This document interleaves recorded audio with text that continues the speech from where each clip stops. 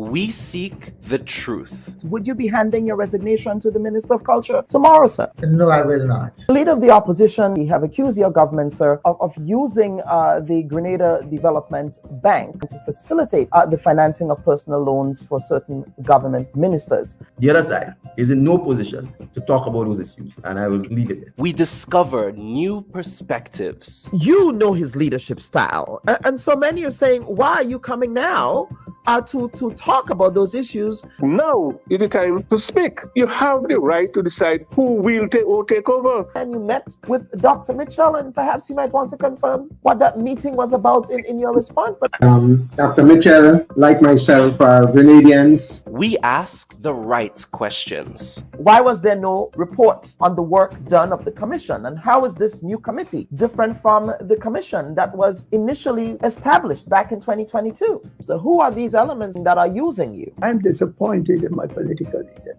And why is that animating those political conversations now? This is a very interesting question. The Bubb Report with Dr. Kellon Bubb. Thought-provoking, truthful, unbiased, and truly original reporting.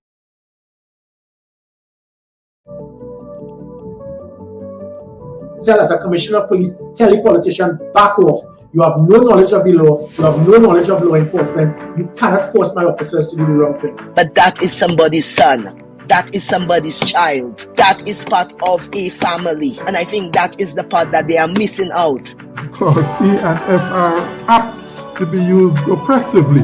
It's like because we don't see disabled people as sexual beings, which is ridiculous. You mean they don't want to listen to your version of science? They have their own science. You have your science. What we need to do is teach people to think and not what to think. Today, it's too bad that everybody do what they want. If I could forgive Bernard Ford, then I could forgive Bob Morris too. And today, on this day, I no more have anything in my heart for what he did. The education system has to be very fluid and dynamic because we're living in very different and changing times. Treating all your citizens equally, all your citizens fairly, recognizing each group, not discriminating against one or the other.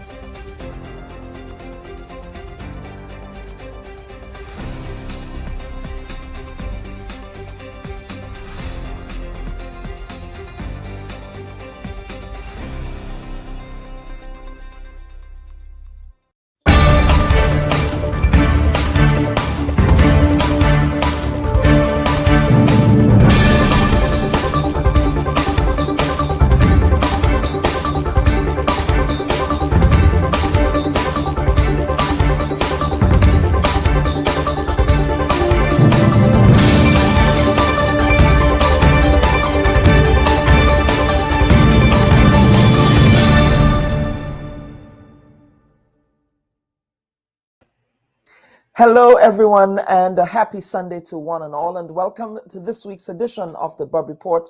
I am your humble host, Dr. Kellon Bubb.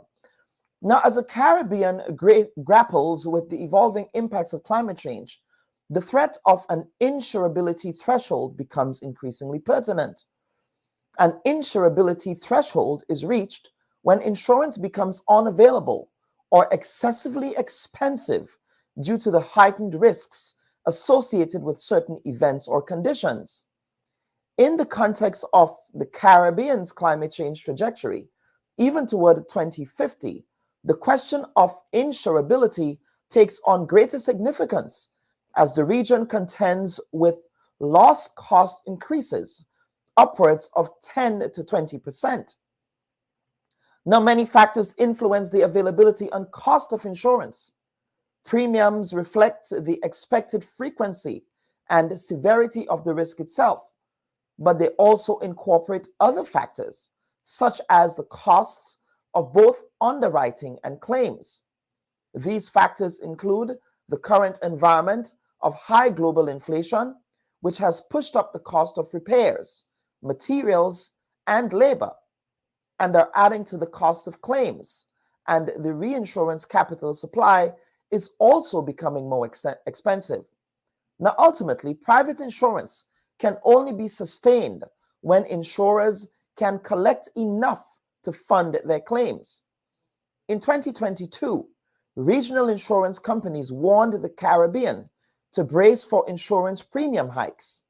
The issue was raised by at least 3 insurance associations, including Barbados, Jamaica, and Trinidad and Tobago, following talks with their reinsurers.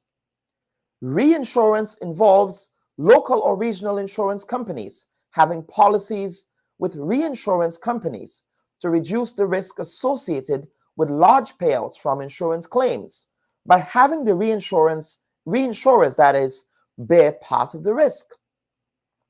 Now, President of the General Insurance Association of Barbados, Randy Graham, said that insurance companies in Barbados and the wider region will have to pay between 15 and 30% more for reinsurance after $55 billion in claims were paid out by reinsurance companies for damage caused by hurricanes in 2022 alone. Reinsurers are being faced with increased costs due to greater demands on their global portfolios wrought by catastrophic weather events. For example, a reinsurance company from Switzerland is reducing insurance on anything that is in excess of 20%. Now, when a loss comes, they want to have similar market share compared to their competitors. Regional insurance companies in the region warned that based on current feedback, several Caribbean insurers are facing the combined possibilities for their current reinsurance programs to not be fully supported, hardening of the renewal terms, and increases in their costs by more than 15% than in the early 2000s. One insurance official said that this will undoubtedly have an adverse impact on the future sustainability and survival of some insurers if they are unable to recover their increased costs. So as Grenada is touting its post-burial Build Back Better programs, it certainly might want to consider the cost implications of insuring homes to ensure that these homes meet the resilience standards that are required for such a time like this. Now, this is the Bubb Report. Please remember to like and share today's live stream. If you're following us on YouTube, do us a favor by hitting the like and subscribe button so that you can stay updated on our weekly programs and other content that we may post. We will be right back after this with our first guest for this week's program, Mr. Peter David, the Member of Parliament for the town of St. George, as well as the Assistant General Secretary of the new National Party. Please stand by, folks. We'll be right back for this conversation.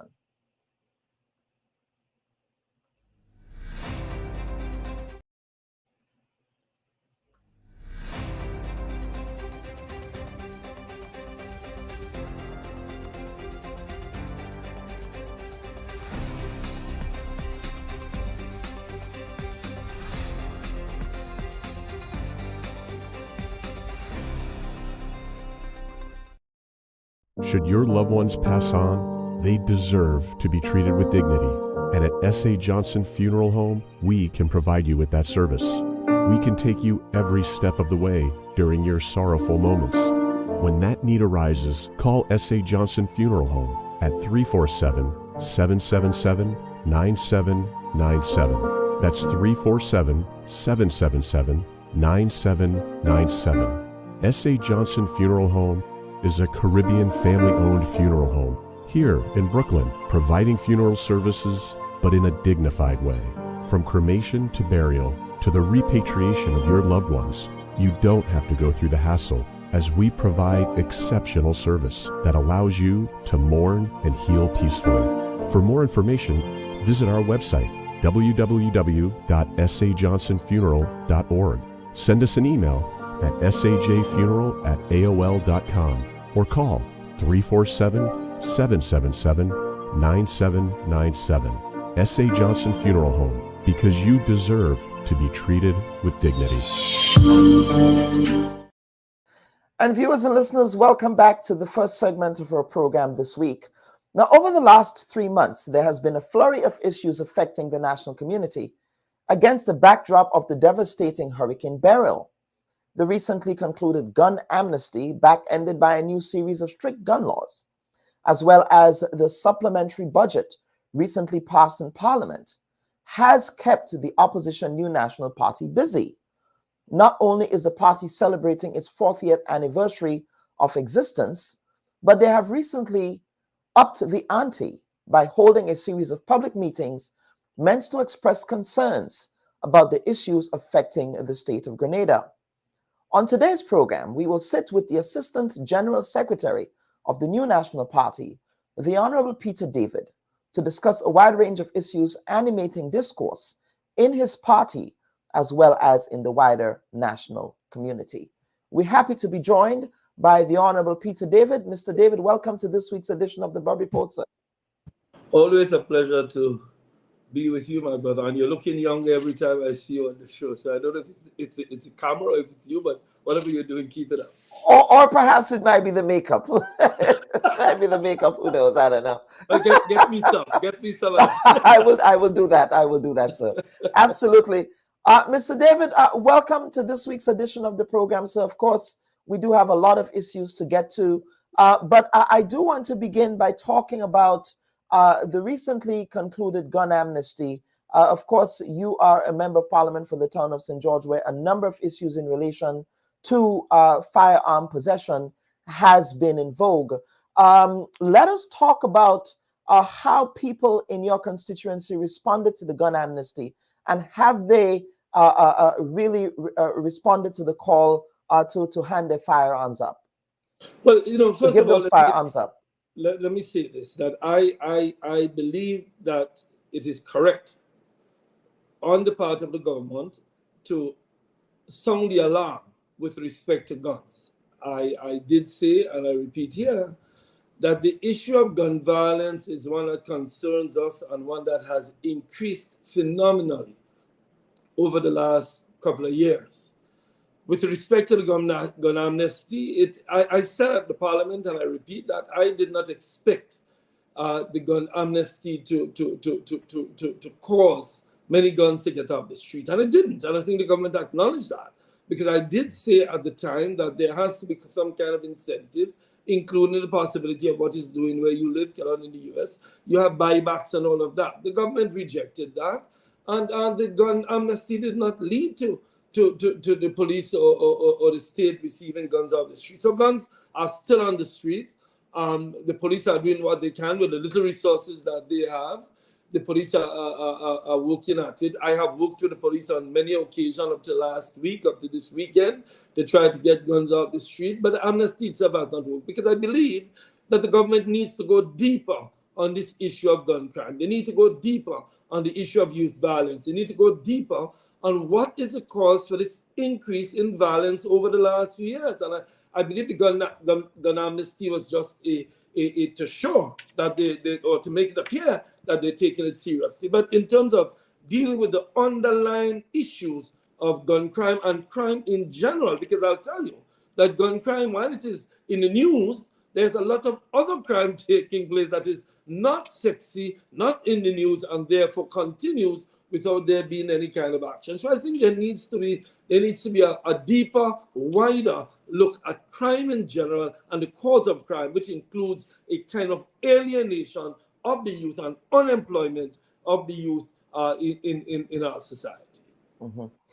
Now, Mr. David, of course, the last few months it has been very eventful in Grenada, starting with the devastating impacts of Hurricane Beryl in northern Grenada, as well as in Carriacou and Petit Martinique.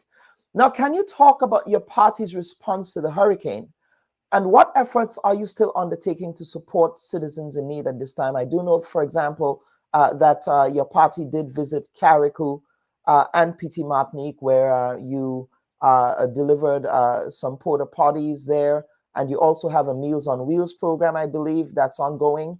But what else are you doing to support our citizens in the national community at this time? Well, first of all, let me empathize with the people of Carriacou, because yes, you're right. We did visit Carriacou, and the devastation was heart-wrenching to see the conditions of people, see people living out in the open. And I think that all of us as a people have to rally around the people of Carriacou and Petit Martinique. Petit Martinique itself, absolutely devastated. I think that the people themselves, we have to commend them for the resilience and the way they have responded.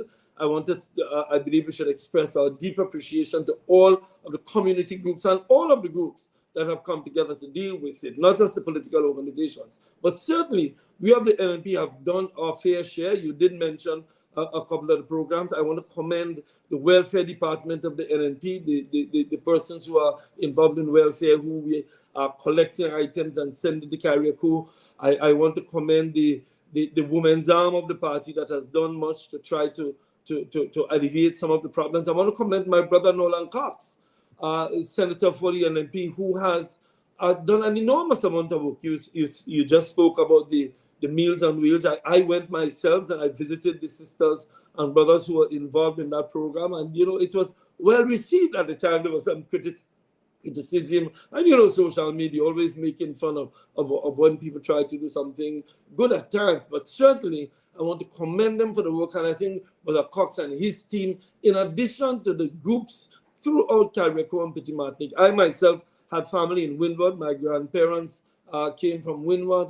At least my grandmother was born in Windward, lived in Windward, and I visited the family there, and they had suffered serious devastation. So yes, the party has focused on that, but the party has also called on the government and used its leverage at the level of the parliament and using whatever means we have to ask the government to do more, because we believe that the millions of dollars that are available have not reached where they're supposed to reach.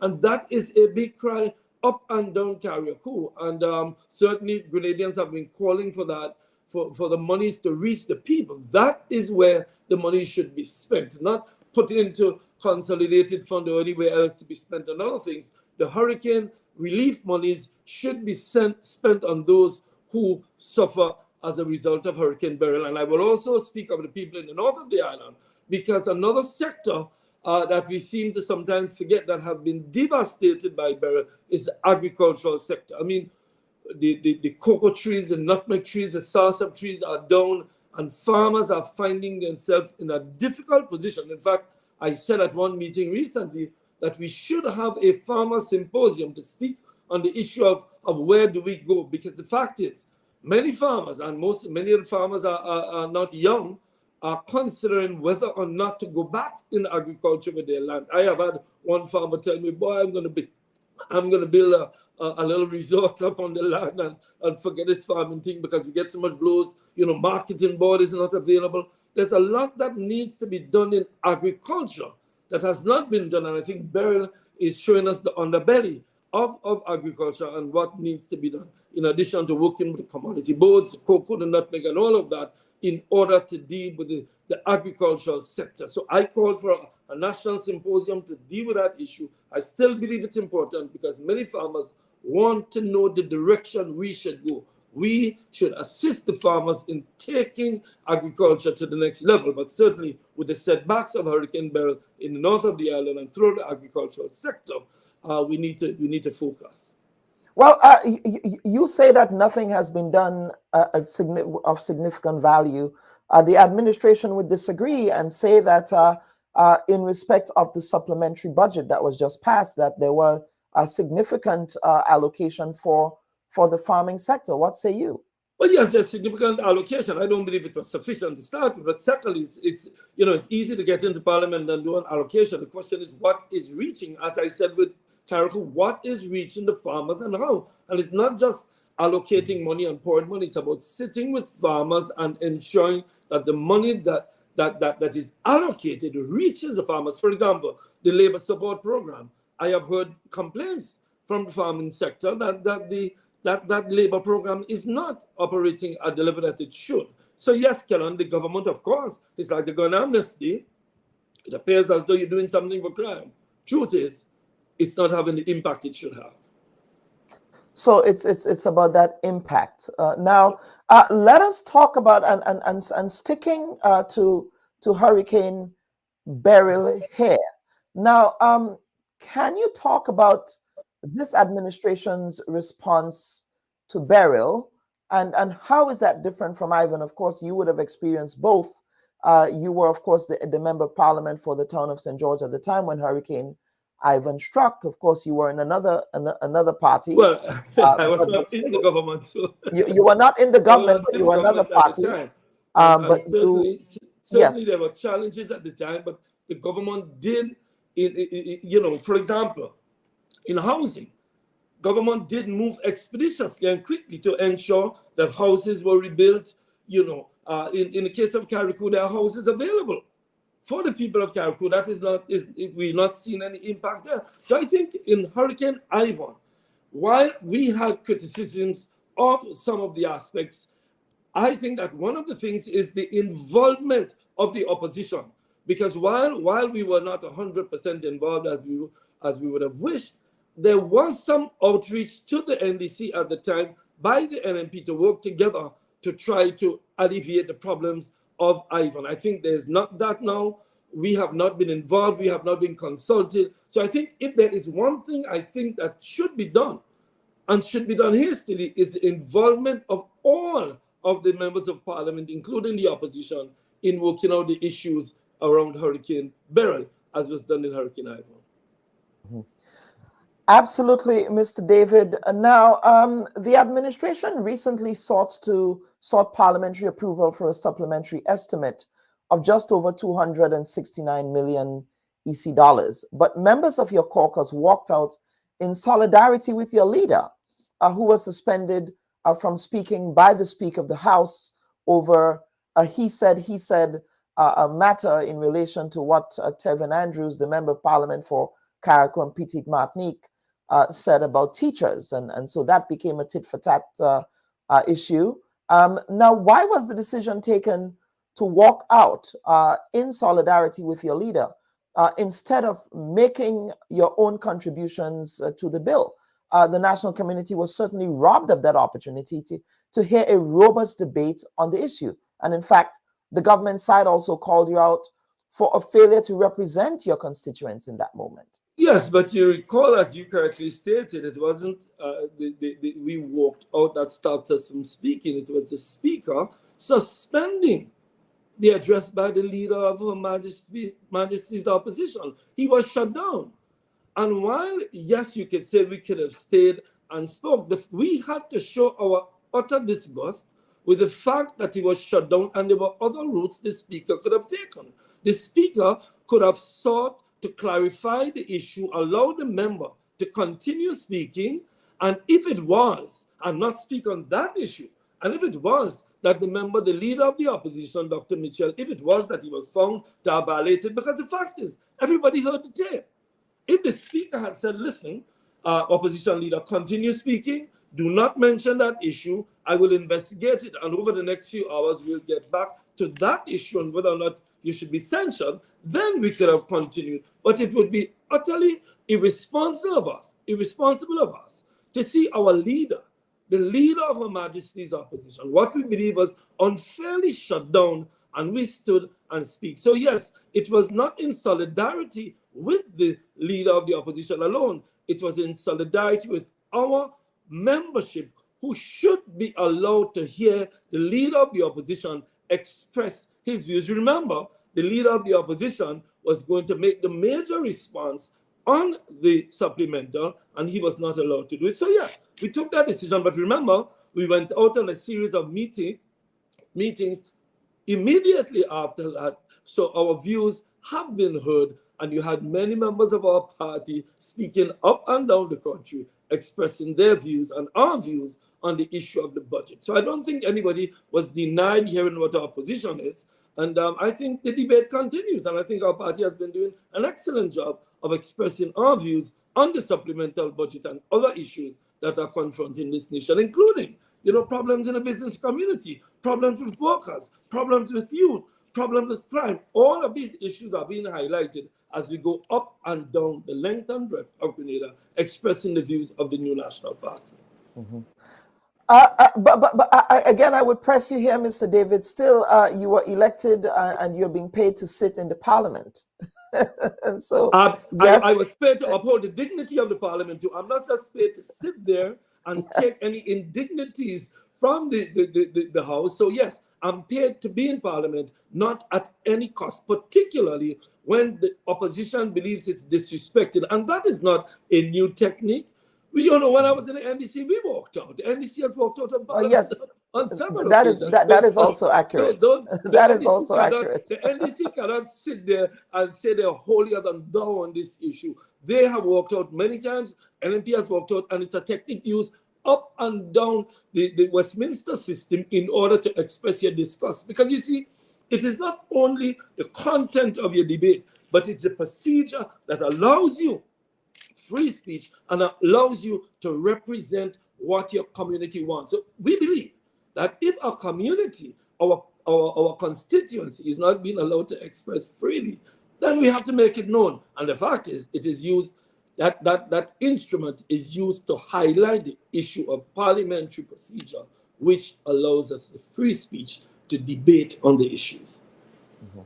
Now, let us talk about, of course, we did hear many concerns expressed by the opposition in respect to the supplementary. But before meeting in Parliament to have those debates on the issue, I do know that there was there usually is a finance committee meeting. I did ask the Minister of Finance about that. Did the opposition also make those concerns known at the finance committee meeting? Can you talk about what happened there? The opposition attended the finance committee meeting. Yes, you did. Okay. It was attended. Yes. And what are some of those concerns? But I was not at the finance committee at the time. I had traveled to I think, United States at the time, so I was not at the finance committee. But the concerns that were raised at all of the meetings in the Parliament on other occasions was raised in the finance committee meeting. So it was raised in the finance committee meeting. And I would also ask you a question that I asked the finance minister, who's a member of Parliament for St. Patrick East, that's the Honorable Dennis Cornwall, about the Public Accounts Committee. The Public Accounts Committee, when was the last Public Accounts Committee meeting? We keep hearing that the Public Accounts Committee has not met for many years, that is such a critical committee of the Parliament. But that is one of the big issues, the issue of transparency, the issue of allowing, and that is why when we talk about parliamentary procedure, it's not just the parliamentary procedure in respect to debates. There are a whole number of issues, and we think it comes down to absolute contempt, arrogance, and inexperience. There are a whole number of issues that have arisen with respect to parliamentary procedure that we in the opposition have been saying over time and time again, that we are part of the governance of the country. So when you have the Public Accounts Committee not meeting and other committees not meeting, short notices for Parliament, absolute disrespect to the opposition leader and his team, these are things that we've stood for. And absolutely, Kellon, that is why we have to take the stand that we take. Not simply because of the issue of that moment, but the issue of the approach to Parliament. And the leader of the opposition has said time and time again that the inexperience of this government has caused this Parliament to be operating in a way that we've never seen before. Absolutely. We are going to be watching this space. But another issue that keeps coming up, I'm not sure if it's a side conversation or how systemic it is, and that has to do with the breakdown of the quorum in the Parliament in respect of, I should say, the interpersonal relationships between members of Parliament.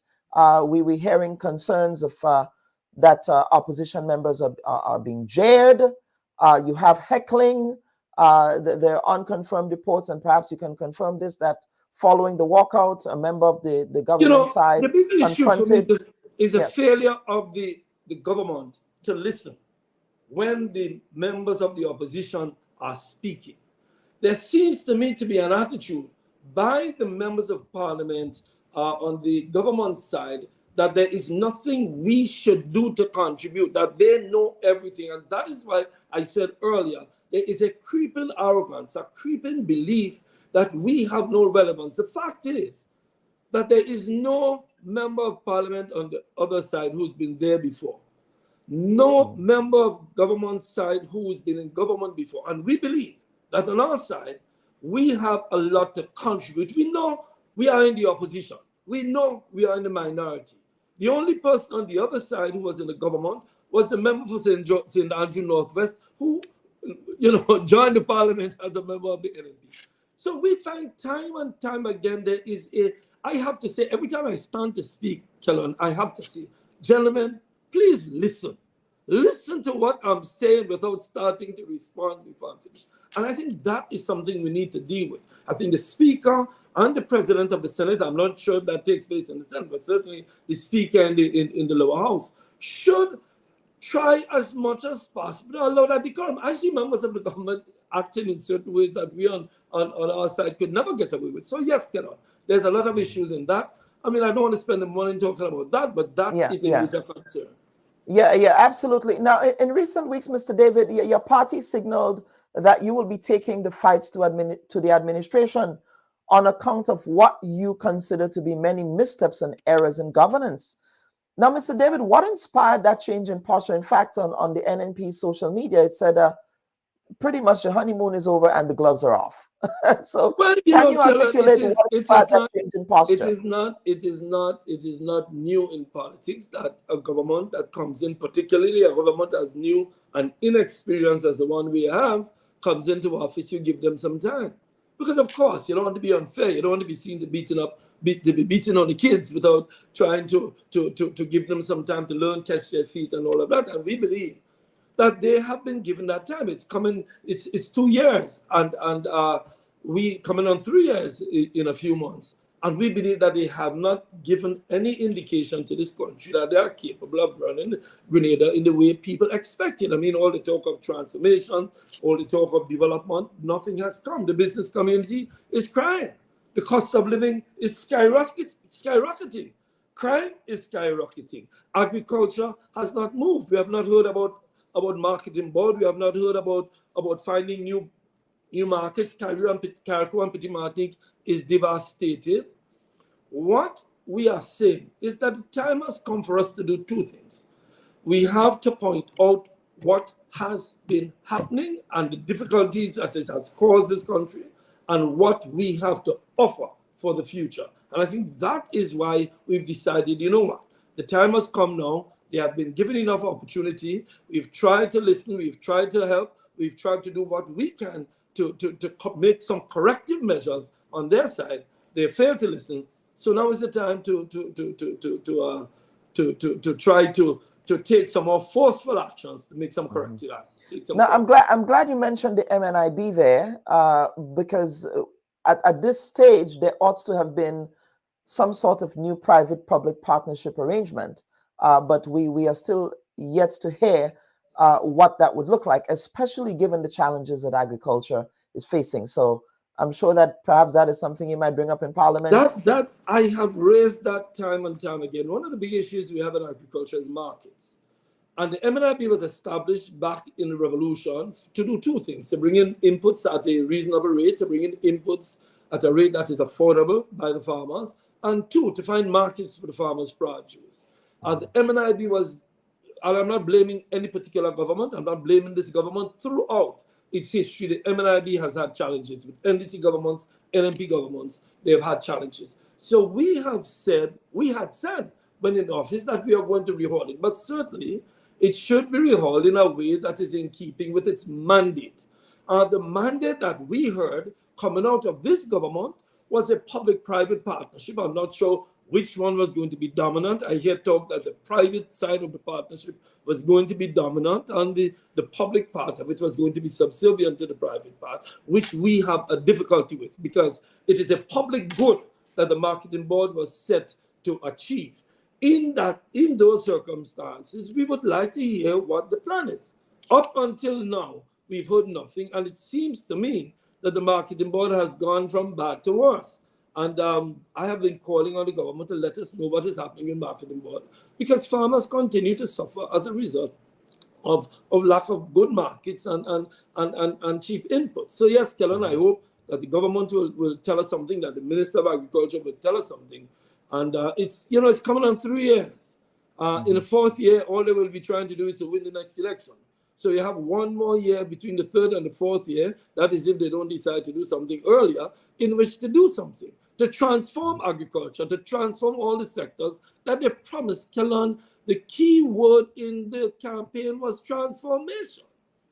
And I'm not sure what has been transformed, but certainly I could tell you, agriculture has not been transformed, tourism has not been transformed, healthcare has not been transformed, the economy has not been transformed. I am not sure if some personal lives have been transformed, but certainly on the public side, I have seen no transformation has taken place or even started to take place in this country.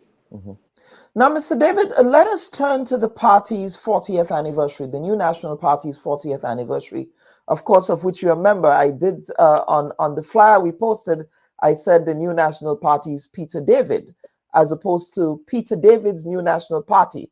I think folks, I'm not sure if folks misinterpreted that. I didn't, what was it? It was NNP's Peter David versus Peter David's NNP. There is a difference, okay? Possessive articles here. Let's not get down to English grammar here. From one PBC boy to a GBSS boy. To a GBSS boy.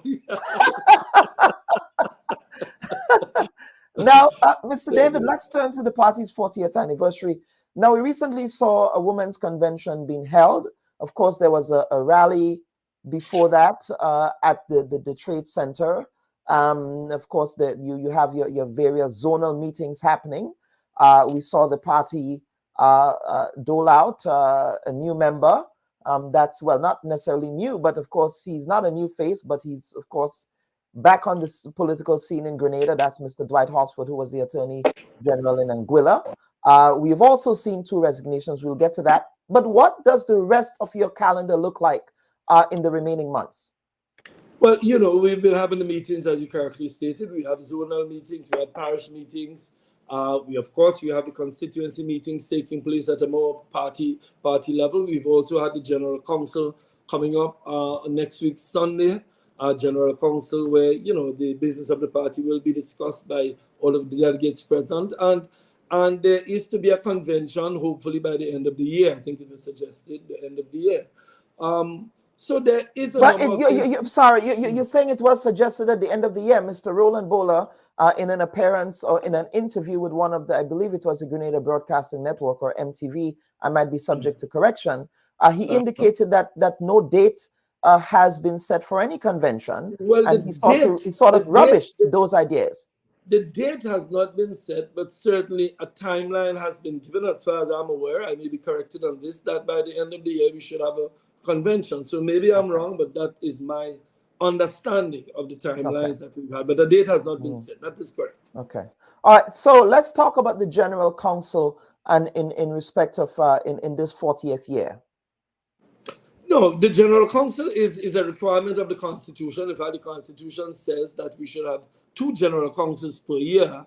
And the General Council is just to look at the internal business of the party. Committees of the party are working, reports from the constituencies, report from the different organs of the party, ensuring that we have all the committees mandated by the Constitution, and the last convention is in place. The trustees of the party, the disciplinary committee, other committees. So the General Council is merely to take care of the internal business and to ensure that as we move forward, all of the necessary organs are in place to keep in keeping with the constitution of the party.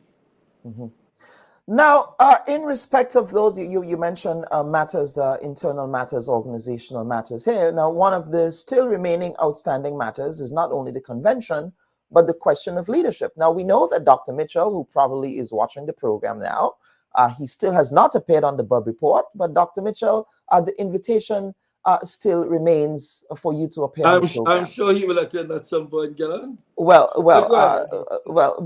we know that your leader sometimes gets triggered, Mr. David, when convention is mentioned. Where you mentioned where the party is. Now, following any conversation on convention, in fact, when you declared your intention to seek leadership of the party, your leader made some recent utterances at the Women's Convention. And I want us to take a look at what was said, but I want us to take a look at the evolution of the narrative in respect to what the future leadership of the new National Party should look like. And of course, we have to caveat this by saying that any questions of leadership has to do with the party and the party alone. That is for the party to make. That's not a public decision, but that's for the rank and file of the party to make. So let's play that clip. As the current political leader of the New National Party, I do not intend to hold this position beyond the party's next convention.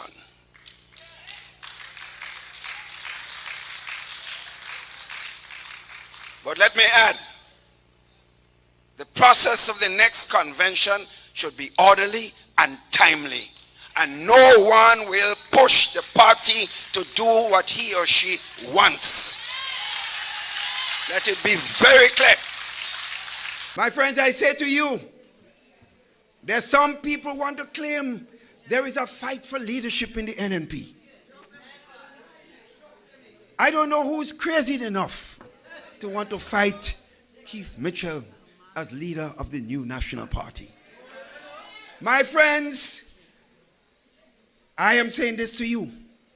I am interested in my welfare. I'm interested in this party's welfare. And I'm interested in the country. Therefore, one day, maybe sooner than later, I have to give up leadership of this party. But let me say this to you. I will not just be giving up leadership. There will be in place someone or persons that care for you, the people of this country.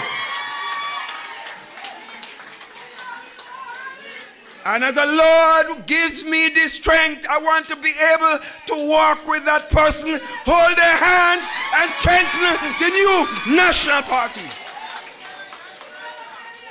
So who want to say they're competing with Keith Mitchell? Come. Come.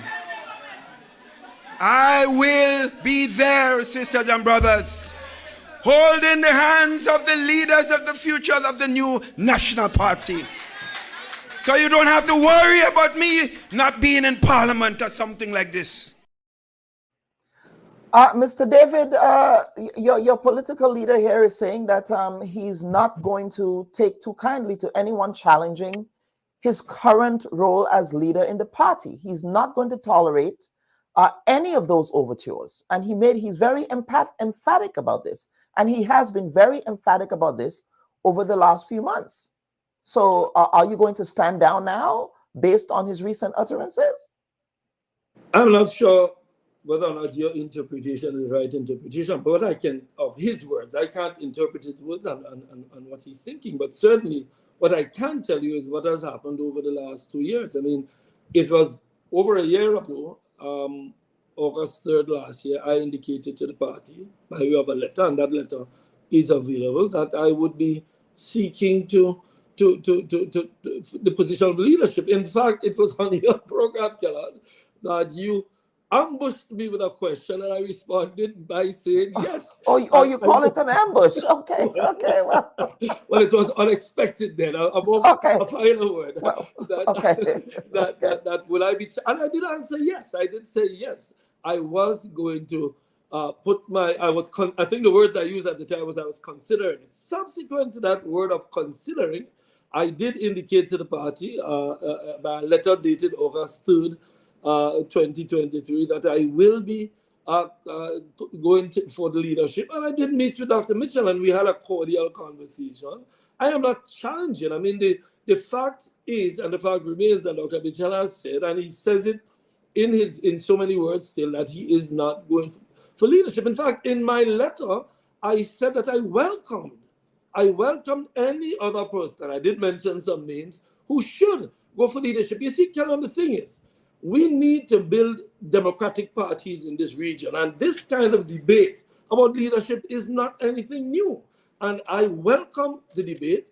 I am not challenging Dr. Mitchell. I am putting up my name for it. If Dr. Mitchell changes his mind, then he will let the nation know that he's changed his mind. But I have placed my hat in the ring. I believe that the future of the party depends on a robust debate. Now, we are in a transition, not only transition for leadership, because in fact, the party has set up a transition committee, which means we are talking transition. We are also at a transitional phase generationally. That was clear in the last election. No member of parliament who won for the NDC was ever in parliament before. And it was a clear signal to all of us that we should transition. And I think Dr. Mitchell took that, and the entire party took that at heart. And that is what we are engaged in, a debate about the future of the party. How can we win? But not only how can we win, how can we propel the party into the future? How can we build the institution of the party? I believe that I have the experience. I've been foreign minister, agriculture minister, tourism minister, labor minister in both governments. I have won the Thomas St. George with both parties, twice with each of them. So I am offering myself. But I believe others should offer themselves. And in fact, I believe others have been offering themselves for leadership. And I hope that Dr. Mitchell will join us and we will walk together. He spoke about walking together with that person. I hope we all work together at the end of this debate, at the end of this discussion, about not only who becomes leader by way of political leader, but who becomes general secretary, who becomes chairman, that it signals a transition and signals a generational change, and that Dr. Mitchell, myself, and all the others walk together in building this party, because I do believe we have an excellent opportunity to win. I do believe that the NNP can win the next election. I do believe that I can lead the NNP into a victory in the next general election. But there are others who can do it. There are others very capable, as I am capable. I'm not suggesting that I'm the superhero Batman coming in, but certainly I believe I have the credentials. And I urge others to do the same, to work with Dr. Mitchell, all of us, to build this party. You see, Dr. Mitchell has been an excellent leader. And what I like most about him in his leadership, Kellan, in his non-ideological approach to development. People are trying to insert all kinds of ideologies. Dr. Mitchell has been a pragmatic leader. He has sought Grenada's interest. I believe I have sought Grenada's interest, and I believe we all should do that. So, Kellan, yes, Dr. Mitchell has said he will not. He has been speaking recently about how he intends to approach the end of his tenure. I do believe that I haven't put in my name over a year ago officially. I didn't do any underhand thing, Kellan. I wrote to the party, I wrote to Dr. Mitchell, I met with Dr. Mitchell, I spoke with him about it, I spoke with the entire leadership about it, and I intend to continue on the path seeking the leadership of the new National Party, a party that I love, a party that I believe is a party that represents all of the Grenadian people, the working class, business community, trade unions. It represents all of the people. I believe I am well placed to lead that party and lead the party to victory. So what I hear you saying here is that at the next convention, you're hoping to mobilize the goodwill from the delegates to challenge Dr. Mitchell at the convention. I hope at the next convention, we continue a vibrant debate, a vibrant discussion between here and the convention, between myself and any other persons who want to contest for the leadership, and that we offer to the party a path to victory. Kellan, that I believe is the most critical issue. How can we offer the NNP a party of working people, a party of farmers, a party of businessmen and businesswomen? How can we offer them a path to victory? And we must have this debate. We must have a robust, democratic, civilized, friendly debate on how we can do this. And then the people of the party, the workers, the farmers, the businessmen, they decide. The future is not decided by me. The future is decided by the people whom we represent. And that, to me, Kellan, is the way forward. Dr. Mitchell has been an excellent leader of the new National Party. He's led the party over the years in a way that no other leader has done. He has signaled his exit. And by signaling his exit, he's saying to all of us, prepare. And that is all I'm doing. And I did it in the most official, the most open way I can, by way of a letter, by way of a discussion, by way of saying it openly as I'm doing here this morning, Kellan. I'm not running any, hush-hush campaign. I'm saying we all should do that. Offer ourselves up, offer ideas. For example, there are many ideas we can discuss. How do we institutionalize the party? How do we get more young people on the platform? There are hundreds, if not thousands, of young people out there who want to come in.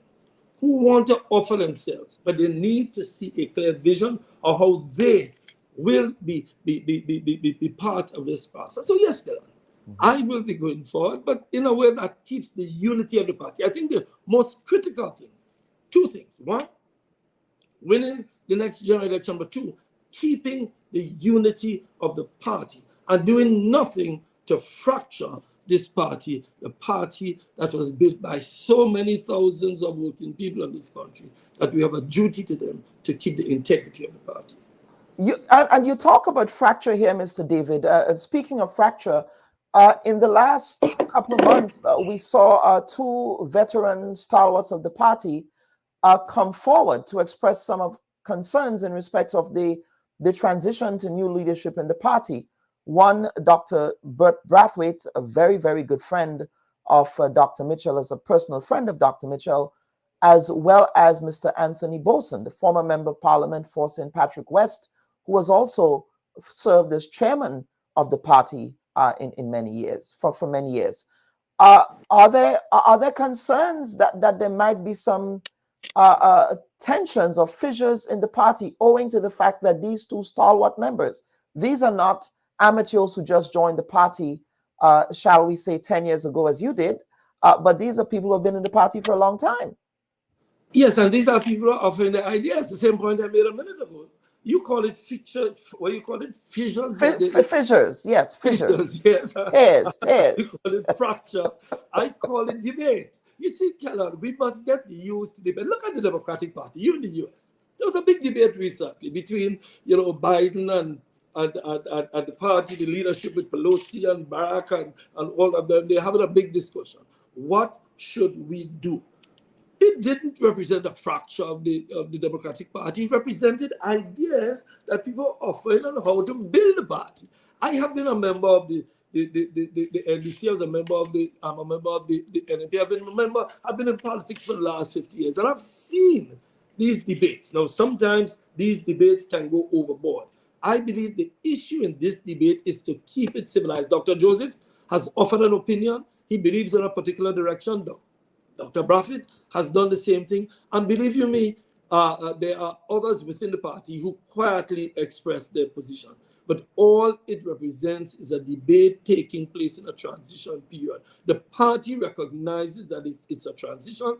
The party is having a debate. The party members are involved in the debate. Some of the debates heated. Some of the debates people agree to disagree, and move forward. But I think at the end of the day, what I am confident about, Keller, absolutely confident, is that we are going to go to the convention united with our debate. We are going to exit the convention united, and all of us will move forward together. The old, the new, all of us move forward to build this party. Because I do believe that this party, Keller, that I say it all the time, that this party is worth every member of the party, meaning that it's a solid party of workers, farmers, business community, women, youth, all of them together.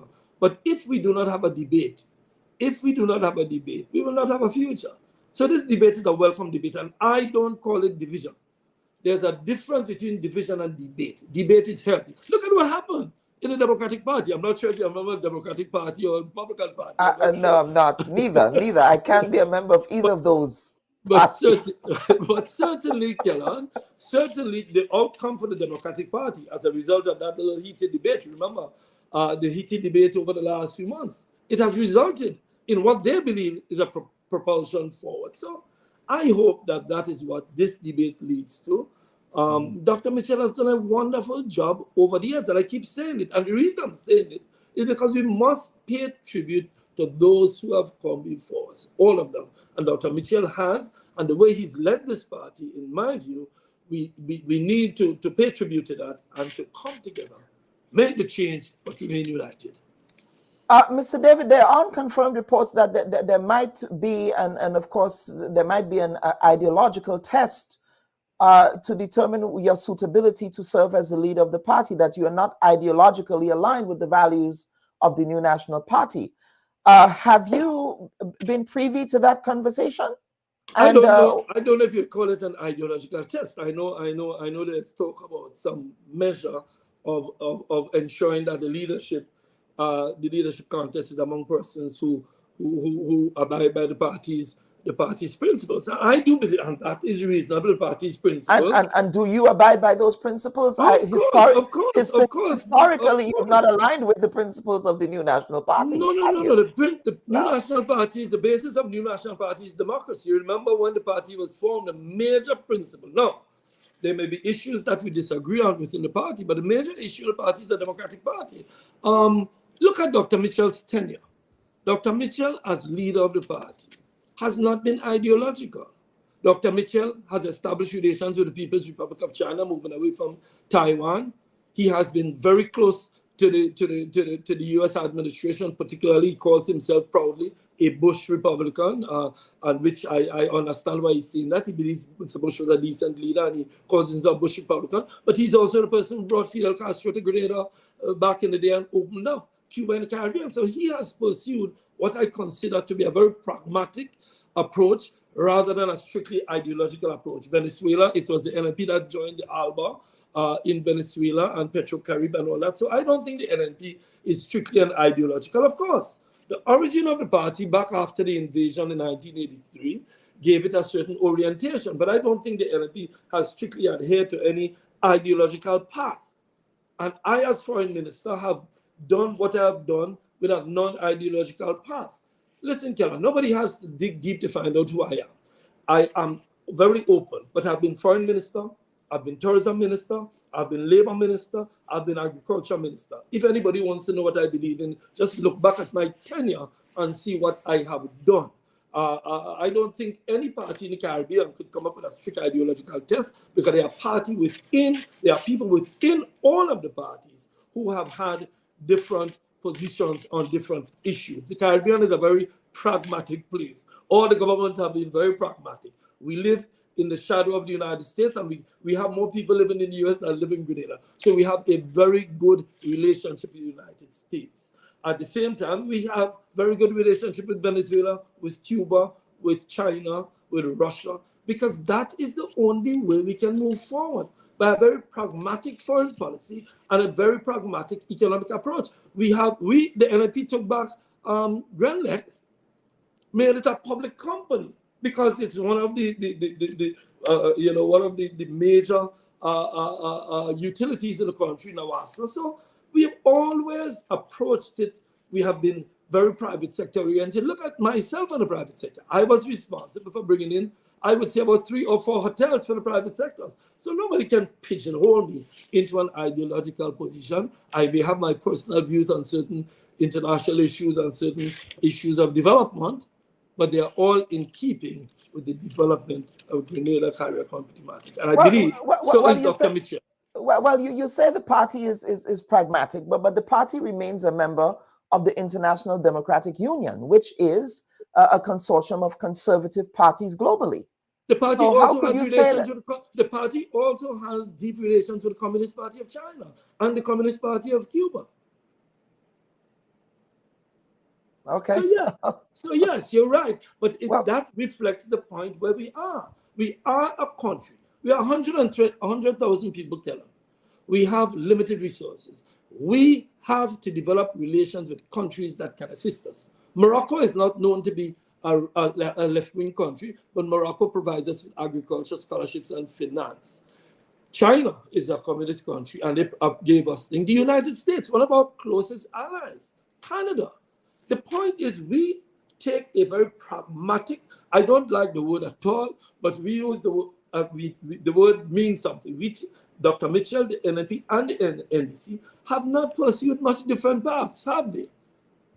They have not pursued much different paths. The paths to development that we have used are paths that the primary objective in any relationship we have is how do we develop this country.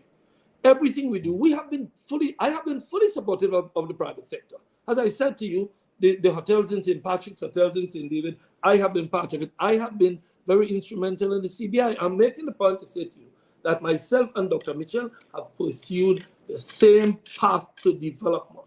If you speak to us in terms of our personal views on some issues, we may have different personal views on some issues. But by way of development, we both maintain a similar path for the development of this country. And so has the NDC, who has a deal. The difference between the NDC and NNP is not any ideological difference. It is, I believe, the NNP is rooted in all of the people in Grenada, while I believe the NDC is not so rooted. And we can have a long debate about that, but that in a general sense is mad. You say, no, Keller, I don't believe there's any ideological rift. I believe, of course, that people might not like some of my ideas, but some people may not like some of Dr. Mitchell's ideas also. So let's at the end of the day, I do believe that the NNP is in a good position. I believe that it's a party that can win the next general election. But like I say to people, the batsman can hit the ball in the air towards the boundary. It depends on where you put the fielder. You either end up with a catch or a six. And we have to put ourselves in a position where we end up with a catch and the ball does not go for six. Mm-hmm. So I believe that this debate is going to resolve that issue. And there are many young people. I get calls every day from young people, young professionals, young workers, women, youth, who saying they would like to come into the party. And I think we could welcome them into the party if we open the doors. Mm-hmm. Okay, and speaking of young people, you had a resignation. I know we have to get to the next segment, so we are going to go over to you for some closing comments shortly. Well, I'm sure the unions would be happy with that. Speaking of young people, and Dr. Mitchell touts young people, we have been trying to reach the two young senators who recently resigned as senators from the Senate representing the new National Party in the upper house of Parliament. Is there a reason why they're tight-lipped? And is there a reason why they resigned? Well, I would tell you to ask them why they're tight-lipped, but then I would take them opening their lips to tell you why. I have no idea why they are tight-lipped. I think the party issued a statement on the issue, and I think I have to reflect that statement. You would have to speak to them personally. I certainly don't have any information other than what was said. But, again, and as was said, we're not heading into an elections, but it's not far from now. Time certainly flies, and the Prime Minister can ring the bell whenever he chooses to as well. Yes, and Kellan, you say time flies. I tell people all the time, I mean, we're into the third year in a few months. We're into the fourth year of the government, and we just have to get ready. And I, as I said, I think this party can do it, and I'm going to play my part. And I'm not worried about the party. I'm just hopeful that the members of the party will do what is required. What we need is a vibrant democratic debate, not only within the NNP and Kellan, throughout the Caribbean, throughout all these parties in the Caribbean, including the parties in Grenada, the NDC. We need to realize that we as a people need to blossom our ideas in the way that we feel free to discuss these issues. So I don't want people to believe that because there are differences, we are necessarily fractured. We may have differences, but you know what? Just before steam comes out of the pot, the bubbles in the pot are heated up, and then you see a new thing comes up and something brand new. Look at the United States. Kamala is, from what I'm hearing, although I know you're not Democrat or Republican, Kamala is doing well. So I am a progressive socialist, okay, Mr. David? It's always a pleasure.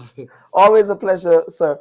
Over to you, sir, for some closing comments. What would the new National Party be doing? I know that, is there a meeting today? I know that the party indicated they would have meetings on Thursdays and Sundays.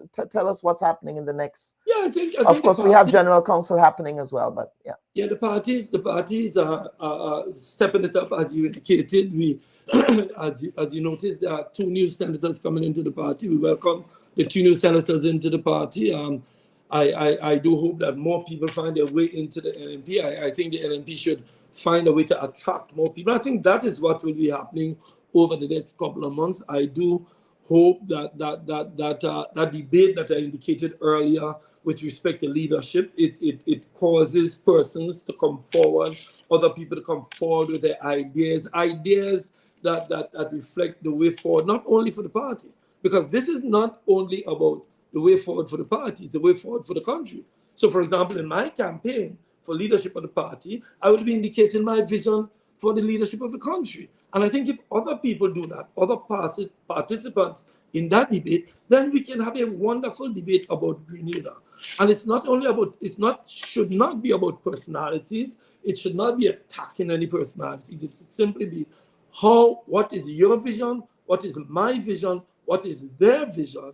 So that we can come together at the end of it and hopefully take all these ideas and see if we can structure a vision. Because I think that is what we need. I think that is what was lacking with the NDC. They had not struggled together. They had not fought together. So they came into government more opposing than with a vision of the future. I think we in the NNP, having had the experience we've had, all of the years of experience from Dr. Mitchell right down to Emmeline Pierre, to Kate Lewis, to all of the people that we come together, have our ideas brought together. And, Clarissa Modeste, who's been there for a number of years, we have a wealth of ideas. Hopefully we can bring them together in a package and show a vision for the youth. And with young people like Mr. Cox, my dear brother Cox, and the other senators that are coming into the parliament, and even those who have left, I think, Kellan, we can create a wonderful vision that can build Grenada and show people the way to prosperity. I think we can do it. I think we've learned the lesson for the last defeat, because you have to learn that lesson, and we can develop a path. And I just believe that I can do it, but it does not have to be me. It can be any one of us, but we must show that we can lead this country, and we have a vision that includes women, young people, all of our people, because sometimes we talk about young people like there are other people, older people, middle-aged people, all of us find a way to build this country. Mm-hmm. Absolutely. Mr. David, again, thank you for appearing on the program. I will give you an opportunity for some closing comments. Well, those were the closing comments. Say, but just in final closing, I want to urge all of the party members out there and all of the, the other thing, just let me say this in closing, Kellan. Yes. That the future of this country also depends on us coming together. I know there have been people who are saying use the NDC, use the NLP. No, we're all Grenadians who choose to be members of a different party from time to time. The only way a party, like for example, the only way the NLP can win right now is to bring in some people who voted for the NDC in the last election. We need to attract those people, not just to attract our own people. So what I'm talking about here, Kellan, is the need for us to approach in a unified way, not only unified on the issue of leadership, but unified on the issue of bringing people together for the vision of this country. Be it NDC, be it NNP, be it PLM, be it GULP, all of us must share that vision in building this country. Kellan, it was a wonderful, wonderful discussion. You always get me to say things I don't normally say, but you did it about a year ago and you've done it again. But that's the power maybe of the makeup that you have on. I don't know what it is. Well, I do hope that you do not get in trouble after today's appearance on the Bubb Report. I never get in trouble. Well, are you sure? Well, what is the relationship like between you and your leader, your boss, Dr. Mitchell? I did ask Sister Delma that as well. We have a good relationship. There is no difficulty. So he has no difficulty with you appearing on the Bubb Report? Not at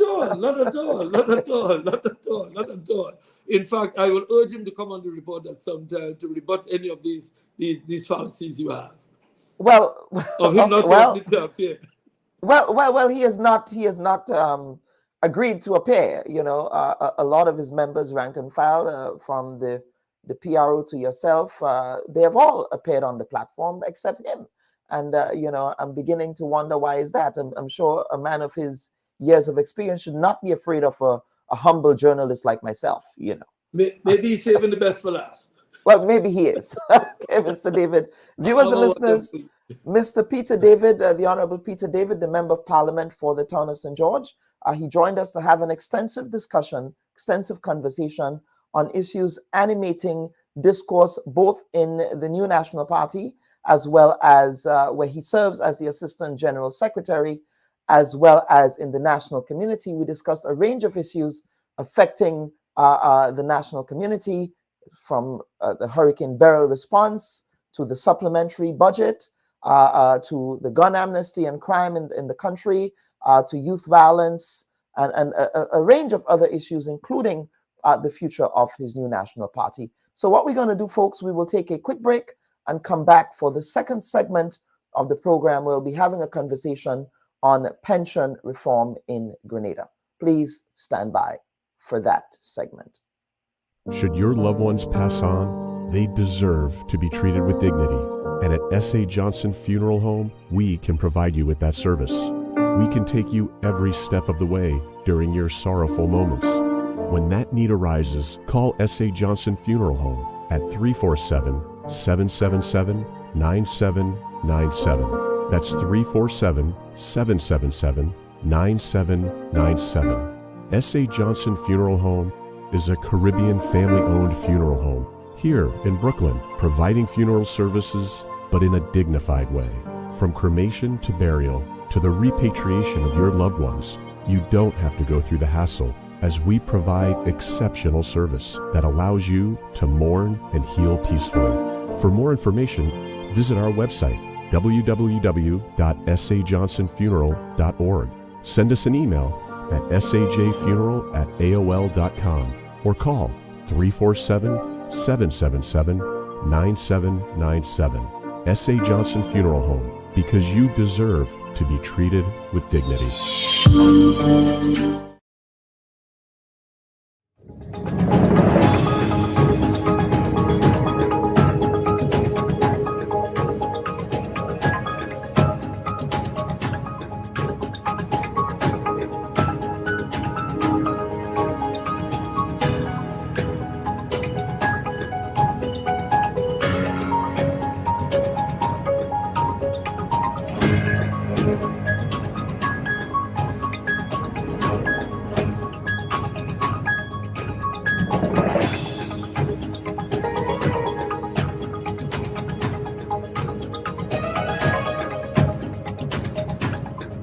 Should you be receiving in old age after a full career?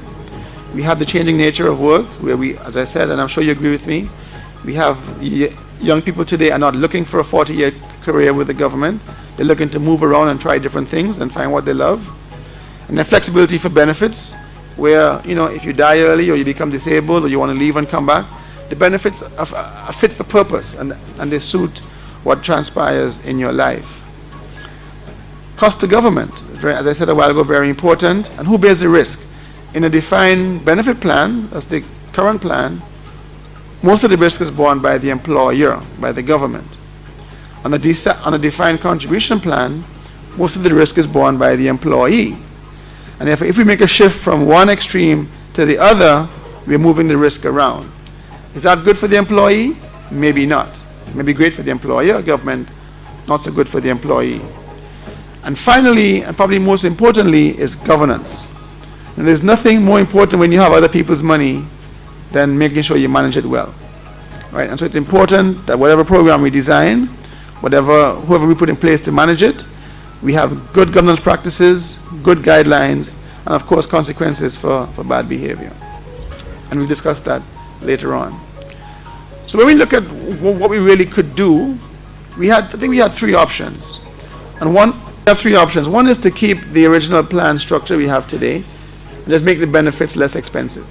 Right? Instead of having a max of 2/3, maybe max 25%.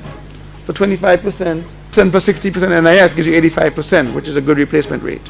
Right? That could have been done. It doesn't solve all the problems. It doesn't solve the issue of a mobile workforce who wants to move around and enjoy other opportunities. And also doesn't fix the issue of all or nothing. The other option is defined contribution, which is the new type of pension that we spoke about all over the world. It's growing in popularity. That we can target a certain replacement rate, yes. We can have drawdowns, but we cannot provide for those minimum pensions and those lifetime pensions that governments would traditionally provide for their members, and members look forward to ensuring that they can live as long as the pension is paid.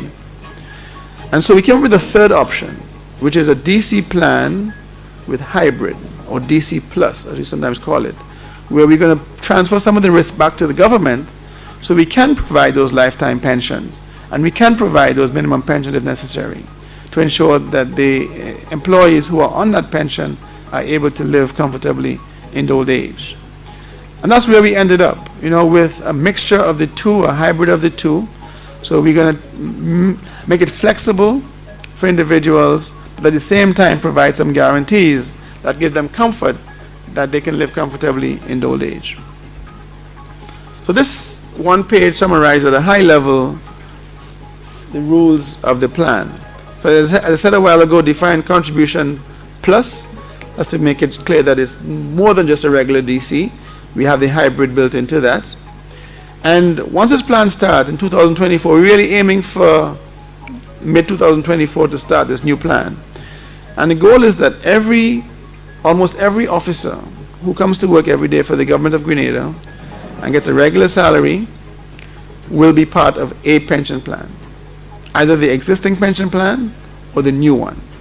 Very few exceptions, people who are already 65 and over, and then probably those on very, very short-term contracts, and there are a few of them. Right? But right now, almost half of the employees are not on pension. The goal is to have almost everybody on pension by the middle third quarter of this year. And their joining will be mandatory. So everybody now has a letter, everybody who is on contract for, contract of service will be mandatory to join the plan. And they'll contribute 3% of their salaries below the NIS ceiling and 6% above the NIS ceiling, as will government do the same contribution, 3 below and 6 above. Right? I'll explain in a little while why we went with 3 and 6, or 3 below and 6 above.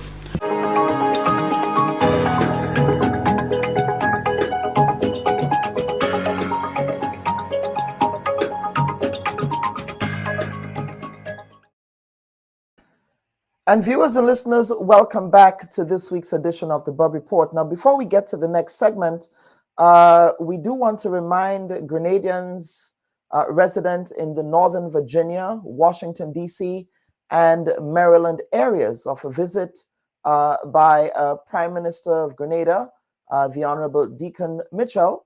He will be visiting the area this week, and of course, an invitation is being extended to all to participate in 2 activities that are being held, one of which will be a town hall with the Prime Minister. That will be on Tuesday, September 24th at 6:30 p.m. at the Reagan Building, which is at the International Trade Center. That's in Washington, D.C. itself, downtown D.C. That's opposite the Carnegie Library. That's where the new Apple Store is located. And it's an opportunity to engage directly with the Prime Minister as he addresses Grenadian citizens and friends in the Washington, D.C., Maryland, and Virginia area. That event is expected to be started at 6:30 p.m. Of course, for those of us resident in this area, we know that traffic can be terrible, so perhaps it might be a good idea to get going really earlier than you were usually scheduled to leave, because that event is taking place also in the heat of rush hour. And of course, there will be an art exhibition and reception to toast Grenada's 50th anniversary of independence that will be held on September 25th from 6 p.m. to 8:30 p.m. Again, you're being asked to arrive between 6 and 6:30 p.m. And that is at the OAS headquarters, the Organization of American States headquarters, which is on 17th Street and Constitution Avenue Northwest in D.C. And that is in the Hall of the Americas. The Hall of the Americas, that is the OAS's big hall there, where they also house the library. So if you are in this general area and you want more information on this, you can contact the Grenada Embassy at diaspora@gndembusa.gov.gd. So if you're in this area, definitely it will be an opportunity for you to have your questions answered on matters pertinent to the national community and development in the state of Grenada. Of course, the Prime Minister and his ministers are all servants of the people, and they are, at the end of the day, accountable to us, the people. They work for us. They're not kings, and neither are they ground gods. So go out there and definitely participate in that activity. Now, for the second segment of the program, folks, this week, the Government of Grenada recently announced plans to introduce a new pension scheme for public officers on contract, as well as a plan that will benefit established workers and new entrants into the public service. The initiative, the Prime Minister explained, aims to provide pension benefits to approximately 3,000 contract employees who lack government pensions. The new scheme proposes that both the government and contracted employees contribute to the pension fund.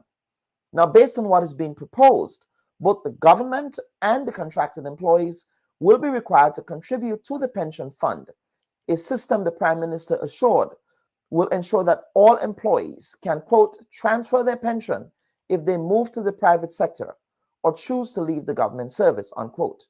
Prime Minister Mitchell had previously indicated in a November 2022 parliamentary debate that continued growth in the public service could result in the government's inability to pay future pensions using the existing non-contributory format.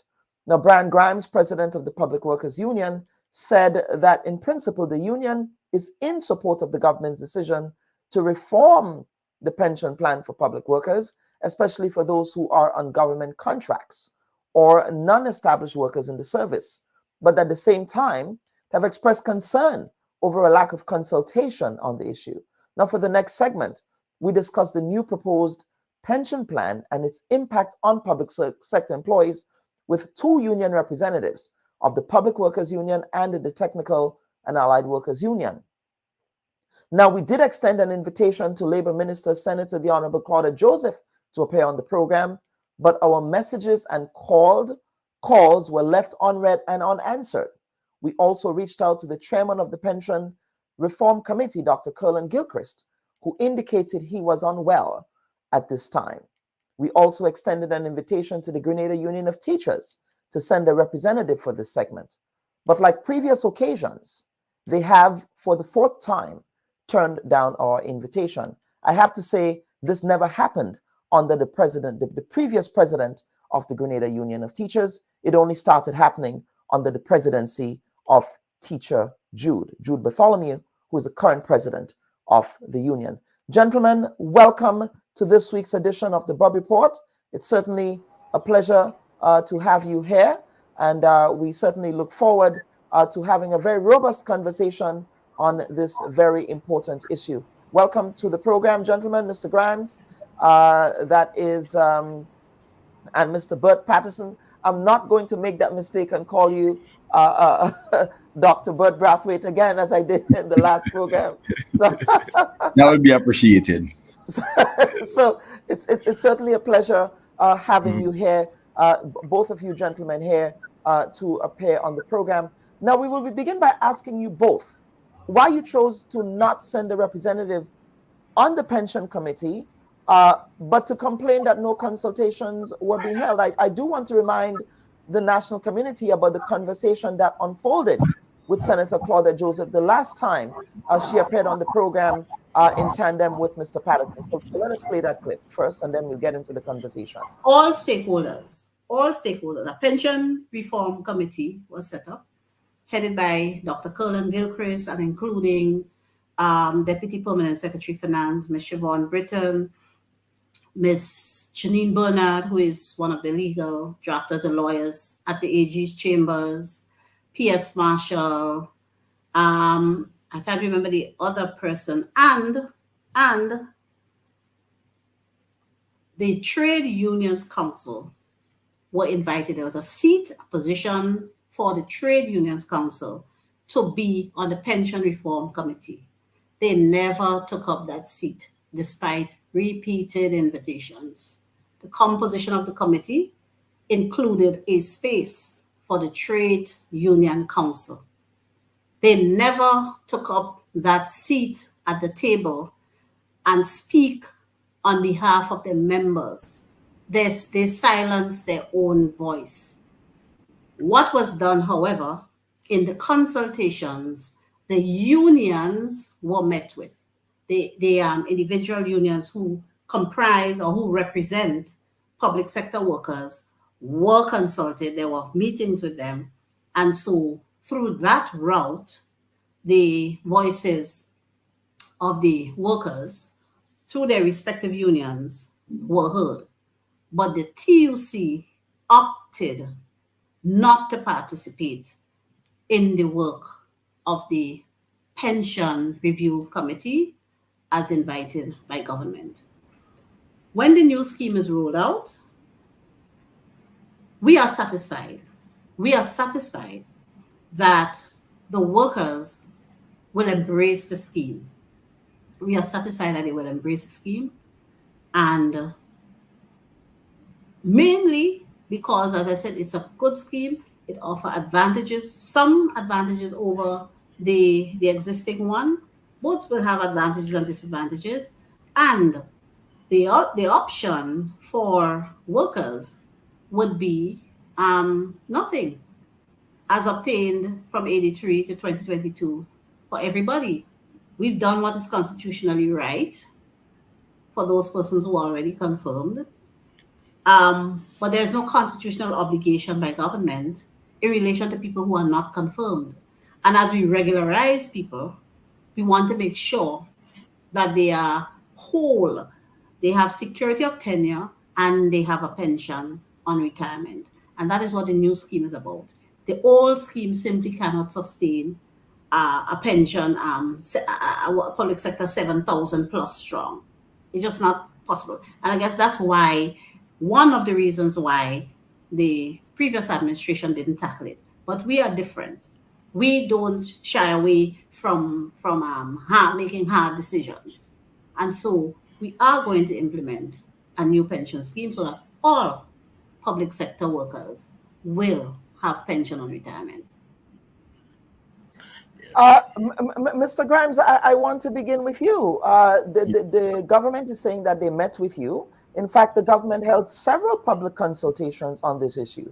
But yet you are saying in press conferences that you are concerned that no consultations are being held. All right. So good morning to the viewers, to the listeners. Good morning to you, Dr. Bubb.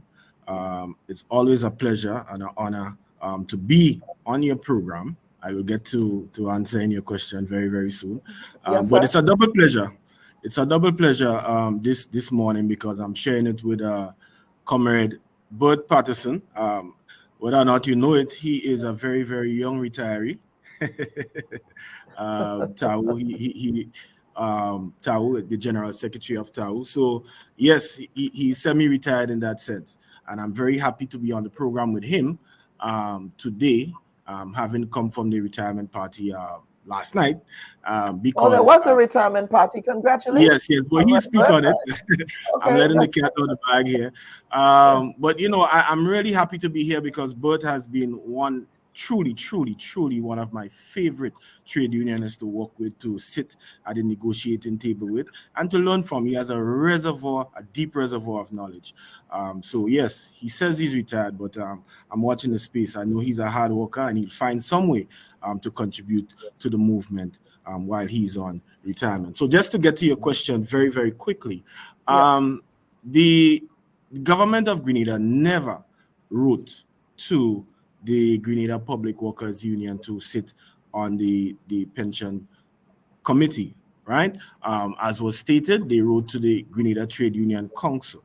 Now, let us imagine what is happening here. You have a number of trade unions with vested interests in this matter. You have certainly the Grenada Public Workers Union, who has the lion's share. You have the Grenada Union of Teachers, and of course, you have TAU, who there is a representative here now to speak on that because Brother Burt has worked with them for a number of years. So to say that you just throw out a bone to the Trade Union Council, which directly doesn't have vested interest in pension reform, and you did not write directly to the stakeholder, I don't think that is a fair assessment in any way, shape, or form. Now, I'd let Bert really expand on the issue, but we did not get a direct invitation again from the Government of Grenada on this matter. And again, the TUC doesn't have anybody specifically that they represent. It is an umbrella body. It is not a direct stakeholder. So in terms of how it was done, I think Brother Bud can probably expand upon it simply because as General Secretary of the Trade Union Council, he was in receipt of the correspondence from the Government of Grenada. Well, let me bring in Brother Burt and Comrade Burt. Congratulations on your retirement, son, and thank you for your service. to trade unionism, to trade unionism in Grenada. I do remember meeting you during my days at Community Channel 6 at the time, when Peter Cox, who was the shop steward, he introduced us to a couple of the rank and file members of the union. And that's, you may not remember this, I was very young, but I do remember meeting you and engaging with you in one of the union sessions that we had then. So thank you for your service and congratulations on your retirement. You're welcome. After 32 years of service to the workers of the nation, it's a good feeling to retire and believe that you made some person's life a little better. Back to the question, and I don't want to seem disrespectful, but the minister is either misinformed, not knowledgeable of the issue, or something else. I would leave that up to the public to determine. From where Brother Grimes started off, the TUC has 7 affiliates. All those affiliates have different views on everything, including pension. That's the first issue. So it's difficult to have the TUC represent the all the unions in a matter where there may not be same or similar positions of all. So that's one that's clear by itself. Secondly, we received correspondence that there was this committee set up to look into pension reform. We all know that pension was a big matter in the last elections. We all know that. In fact, some people claim that it is a result of that and teachers voting for a particular party to get a pension and public servants why the election went a particular way. And that has been said not by the opponents, but the persons who won the election. Now, when we received the correspondence, having a history of the matters relating to the court matter, which was one which in fact reinstalled pension to public workers based on the Constitution of Grenada, we did a very simple thing, which is normal in any operations of the TUC. We wrote back and indicated, okay, yes, can we have the terms of reference of this committee that is going to be set up? So we don't want to be involved in anything where we don't know the terms of reference. 1. 2, we asked the very simple question, is whatever reform is going to be worked on, will it have a difference or will it have an effect on the matter which had just been resolved in the courts? So would it have any changes that would affect persons who are expected to receive the pensions?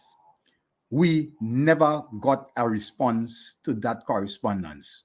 We followed it up with at least 4 or 5 separate letters months apart.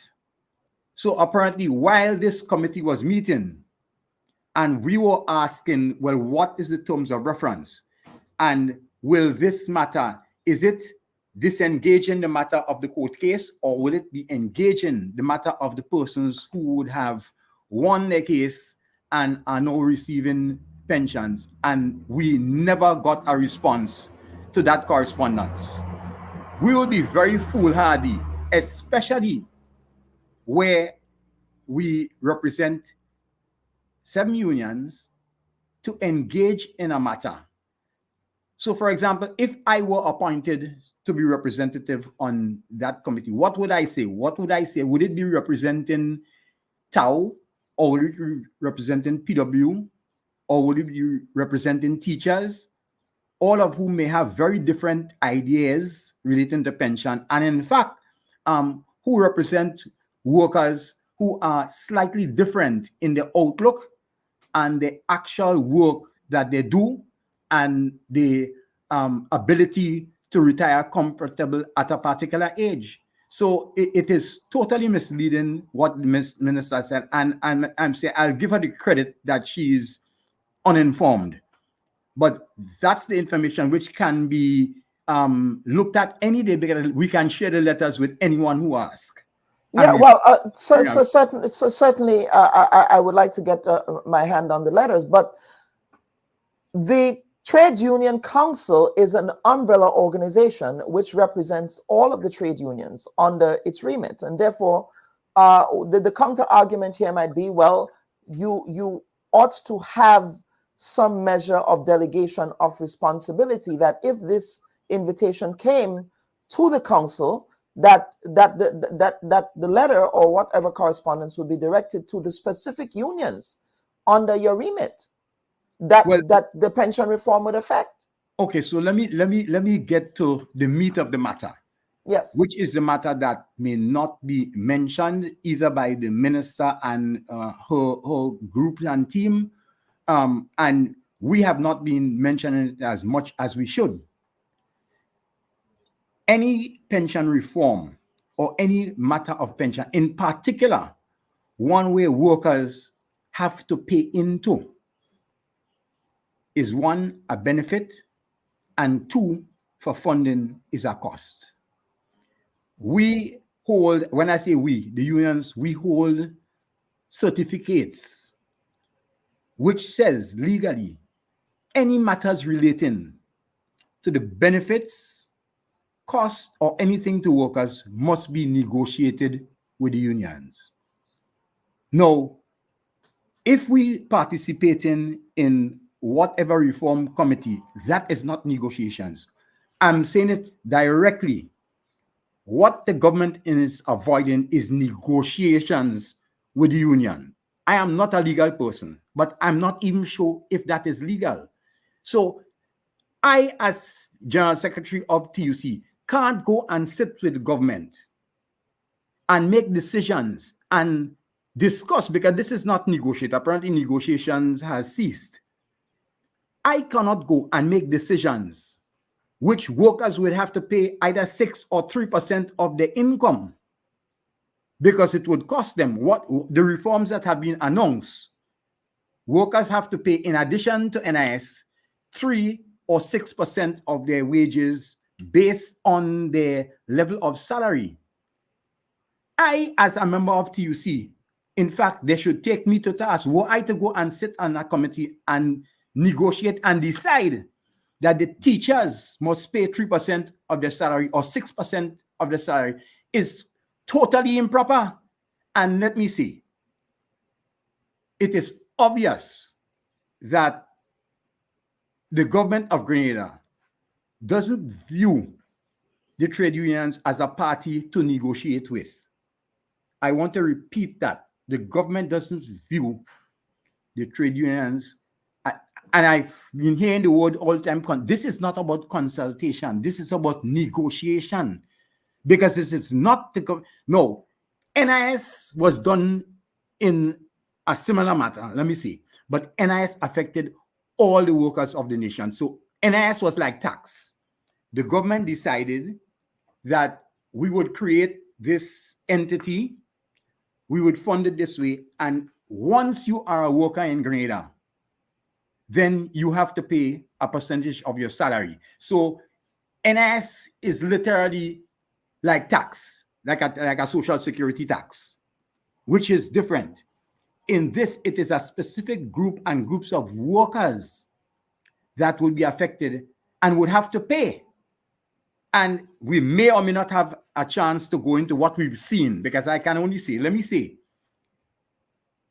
there has been no negotiation, and there must be a negotiation, in particular, where the public servants, through whatever clerk's orders they are run under, which is technically an industrial agreement, and the individual unions who represent the unestablished workers, we do have in our contracts things that cover past service benefits.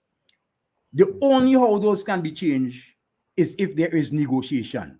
But I know the minister, yourself, no one has referenced anything relating to negotiations, which is totally improper. And for me, especially, and I'm talking now not TAU, TUC, to participate in discussions, which someone will claim, as is happening now, that the committee or whoever they were decided that the workers that I represent as TAU now, or Brother Grimes represent as PW, would have to pay 3% of their salary to something that the government sees as beneficial to us without our input in negotiations is totally improper. And I definitely cannot participate in that unless it were a negotiations. So I don't know if I'm confusing you, Mr. Bob, or your listeners, but it is straightforward. You want to change something. You want to change how our past service benefit goes. In particular, we never paid for it before. Now we have to pay for it. You cannot just sit and have a committee that is disconnected from us. You have to sit with us and discuss it. Maybe the conditions are very good, which is a separate issue which we could deal with if we have time. Right? But even if the conditions were the best in the world, it is totally improper to not negotiate this matter with us. Plain and simple. Mr. Grimes, is there anything else you wish to add? But before you do add anything to what Mr. Patterson just articulated here, based on what Mr. Patterson just articulated here, it would appear as if your concern as one of the unions representing the workers is the formula for that contributory pension. Is that what the major bone of contention is? Okay. Thank you for letting me interject here. So first and foremost, Dr. Bob, I just want to correct something from the beginning of the program, and it is not an error you made, but it is just a correction. So a report from Now Grenada, I think Linda Straker did that interview, and in that interview, I said, in principle, I have no issue with the pension reform. In truth and in fact, I may have been a bit out of bounds because I was thinking individually. Yes, I am the head of a union and we have to think collaboratively. So in speaking to a number of our members, right, post that interview, I realized that there was some hesitation and some concerns. And going further to that, in dialoguing and having serious discussions with some of my executive, amongst the PW as well as the TUC, there was a lot of reservations concerning this proposed pension reform. So to say that, I'm okay with it, I would want to reverse respectfully from that position based on the fact that I'm but you are not misquoted. No, I was not misquoted. Okay, I just want us to be clear on that. I'm just quoting what you quoted. But you're reversing that. Okay, all right. Yes, I'm reversing that based on post conversations with that interview several months ago with members of my union, plus the executive members, plus other trade union leaders, right? And in fact, just recently, in May Day, I, when given the platform, expressed reservations about the pension reform. Yeah, so just to get into it, for you to understand where the reservations of the Grenada Public Workers Union, where the reservations are. The first thing, the lack of regularization, Dr. Bob.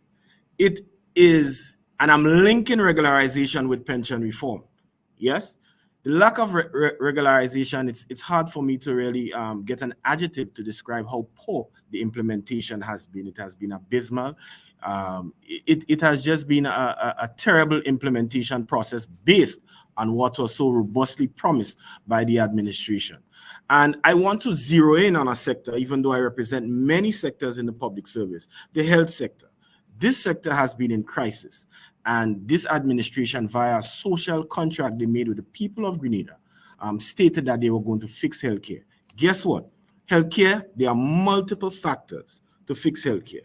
But At the top of the list is the human resource, based on the mass exodus of nurses and the lack of a retention policy from successive governments. They promised that they would look into that.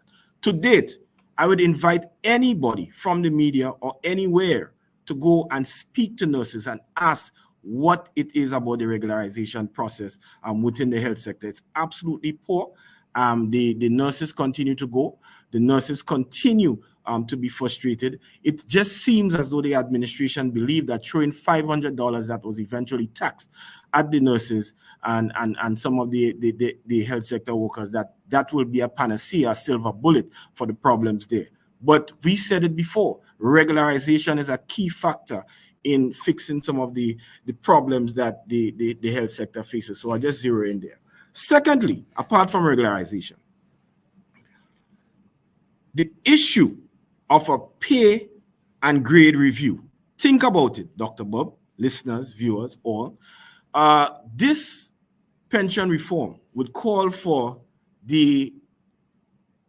I would use the word taxation, but they have to pay, the workers have to pay at least 3% of their salary. Our union represents a lot of workers who are lowly paid. A lot of workers who are lowly paid. Many of them work below $1,500. In fact, at least 1,000 of our workers, unestablished workers, they would have to fall into that category of paying that 3%, and they are making less than $1,500. So we are saying, look, this will affect their lifestyle in the short term, the disposable income, right? So what you need to do is have a pay and grade review throughout the public service. And I did not just arbitrarily come up with that. The document that the government emailed to us several months ago referenced the Turks and Caicos, and they did smartly did a pay and grade review of the public service, and where the officers got, tremendous benefits in order to cushion the new tax, if you want to call it that, or the new contributory scheme of the 3%. So we are just asking for that to be done here in Grenada, not just, just throw it on, just slap it on without much consultation. And the third thing, there are many more things, but I would just want to close with this for now. In that pension document, we saw miraculously that the retirement age is now 65. Now, based on the Pension Act, Cap 233, which falls within under the purview of the Public Workers Union as it relates to our officers, the retirement age is 60. It can be as low as 55 based on certain conditions. So we are seeing things here. And Brother Butt made that point where it seems as though things are just being thrown on the union. Yeah, irrespective of one wants to think about Brian Grimes or whoever, the institution of the union must be respected. So whoever sits in the chair of president, whoever sits in the chair of executive, the union is alive. It is 93 years old, an institution that is 93 years old. And we will not sit here and allow any administration, with all due respect to the current administration, just run roughshod and introduce things to us that may not be beneficial to our members. We have seen that when it is in their interest, they will introduce things very fast. We saw that with the bi-monthly. Miraculous. It was stated by some veteran politicians it couldn't be done, but guess what? They did it and they boasted about it. This is not something that the union requested. When we speak about regularization, which the union requested, to this day, we are not seeing that implementation. So now they want to introduce the pension reform. Think about it. We marched in the hot sun. This is a matter that has been outstanding, that was outstanding for 38 years. And less than 2 years after pension was paid, less than 2 years, you just want to rush to pension reform. I don't think that will sit well. But the administration would say a few things here, Mr. Grimes. One, they would say that, that they have actually started the process of regularization. In fact, the permanent secretary in DPA, Mrs. Hilaire Marshall, when she appeared on the program, outlined that phased approach. Yes, but the administration is making the point, and again, I'm not a spokesperson for the administration, so don't come for me, folks. Okay, I'm not into the green and yellow nonsense that happens in Grenada. But the administration's counter argument would be that they have started the process of regularization in tandem with pension reform, that essentially they're walking and chewing gum at the same time, versus what obtained in the past, where there was no formula for what the regularization process should look like. But at least they have said that different categories of workers would be regularized, and that is what is happening. But that new entrants in the service, and of course those who are on contract now, would benefit from a contributory pension scheme that would make it much more competitive for them. So, for example, if somebody wants to leave the service and go work somewhere else, they can take some of those earnings and go with them. So that is in essence what the administration is saying. And so they would say, well, what is wrong with that? Can I respond? Yes, sure. So I spoke earlier about the abysmal implementation in the health sector. Even though I represent many different sectors, that sector in particular is in crisis. It is widely known within our society. It is widely known in Grenada. But I want to go further to give an example to you of this so-called regularization. So recently, a worker, an unestablished worker, they have been working in the public service for approximately 2 decades. Yeah, about 18, 19 years. They were transferred to a next ministry, right? Nothing is wrong with that. You're liable to transfer as a public officer, right? A few months after that transfer, they were called by the Public Service Commission to sign a contract. 20 years in the service, to sign a 1-year contract, right? We're in the era of regularization. When that individual, that worker, that officer went to the Public Service Commission, they were dealt with politely. They are professional people at the PSC. The question was asked, what happens to my years of service? There was no definitive answer. What happens after that 1-year contract expires? There was no definitive answer. And a clause in that particular contract gave the employer the right to terminate with a month's notice. This is somebody who has served close to 20 years. And we are now purportedly in the era of regularization. There's a lot of talk, Dr. Bubb, but the reality and the talk is not matching. So what I hear you saying here is that the framework for regularization is not going as it should, based on what you just articulated. Okay. Now let us talk, and I'm going to bring back Mr. Patterson here, because Mr. Patterson, yes, Mr. Patterson, I don't know if you wanted to add anything. Yes, to what I just want to add, because this matter is so important. Yes, sir. Actually, it's the first time when the pension documents were emailed to our various unions that we got the figures, and there are 4,062 established workers. That's workers who are entitled to the present pension, what I hope I'm calling right, the present pension. There's 1,262 workers that are referred to as unestablished. Unfairly so to me, because these are just workers that are not maybe white collar, which during colonial times were treated different because they use spades or they use tools instead of using pens. Simply put, right? Only difference. Okay, so it was discriminatory, without doubt. And the term used for the other workers is something that I have difficulty sitting on a table with people to discuss, because those 3,316 workers are referred to as non-employees. So the worker Brother Grimes spoke of, who worked for 20 years in the public service, and in those we represent, doing things like spraying the mosquitoes at night, and going around to make sure people's don't have standing water. These workers are referred to as non-employees. How do we start a discussion with just that, the terminology alone? And that terminology is used. And you see, I before I say things now, I have to apologize. There is dishonesty involved, because I don't take elections as a joke. Election promises were made. I always say it. I was so pleased during the run-up to the last elections that the Prime Minister, whom I have had a lot of contact with outside of government, when he represented the private sector, in several areas, we begged,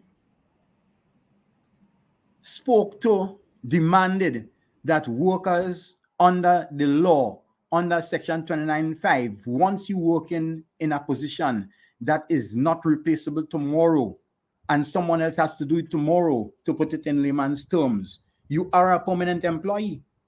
And the Prime Minister then agreed with me, I must say, during the campaign, that by the stroke of the pen, because it is illegal to have these workers. So the workers we refer to, the 3,300 workers that we refer to as non-employees, are in that position illegally, as said by the current Prime Minister. No, these are not workers who you have to go out and start to pay. These are workers that have been paid, and we're not asking for their pay to increase or their conditions to change. We are just, all you have to do is by the stroke of a pen, state that these are workers of the Government of Grenada and they are permanent. There is not a cost to that. Where the cost come in is, the issue is, how do you treat them on a pension or past service? Because once you do so, automatically, they do have a past service benefit in most cases. It may be in the form of a lump sum or a gratuity. But once you do that, they do have a past service that they're entitled to under the contracts that you would have under Public Workers Union, TAO, and Bank and General Workers Union, etc. So I think I can't help using words like there's dishonesty in treating with the matter. Now, just one other thing. History is important. And one of the reasons, not this government, but previous governments have been using to fight against having these workers being represented by unions, is one of the main reasons why you have these 3,000 workers there. They didn't want these, in others, they wanted these workers to have no terms, so that when a new government come in, you could just run them. Plain and simple. Although these workers were not in political functions or not doing political functions, each government that comes in or came in over the past 20-something years, right? And that will be both green and yellow, so we colorblind here, wanted the option that when I come in or when I go in, I could just run everybody and bring in my people. And that is the reason. So because these people would not be represented by a particular union, right? In the case of the unestablished workers, mainly, it was a way of fighting TAO to not have these workers represented. So this is the issue. The issue is, it is the government advantage to have these workers where you don't have to look around your back. You don't have to look at anybody. If you want to send home a man because you're fine, you wear a green shirt or a yellow shirt, you could do so. That is just to put it as simple as I could.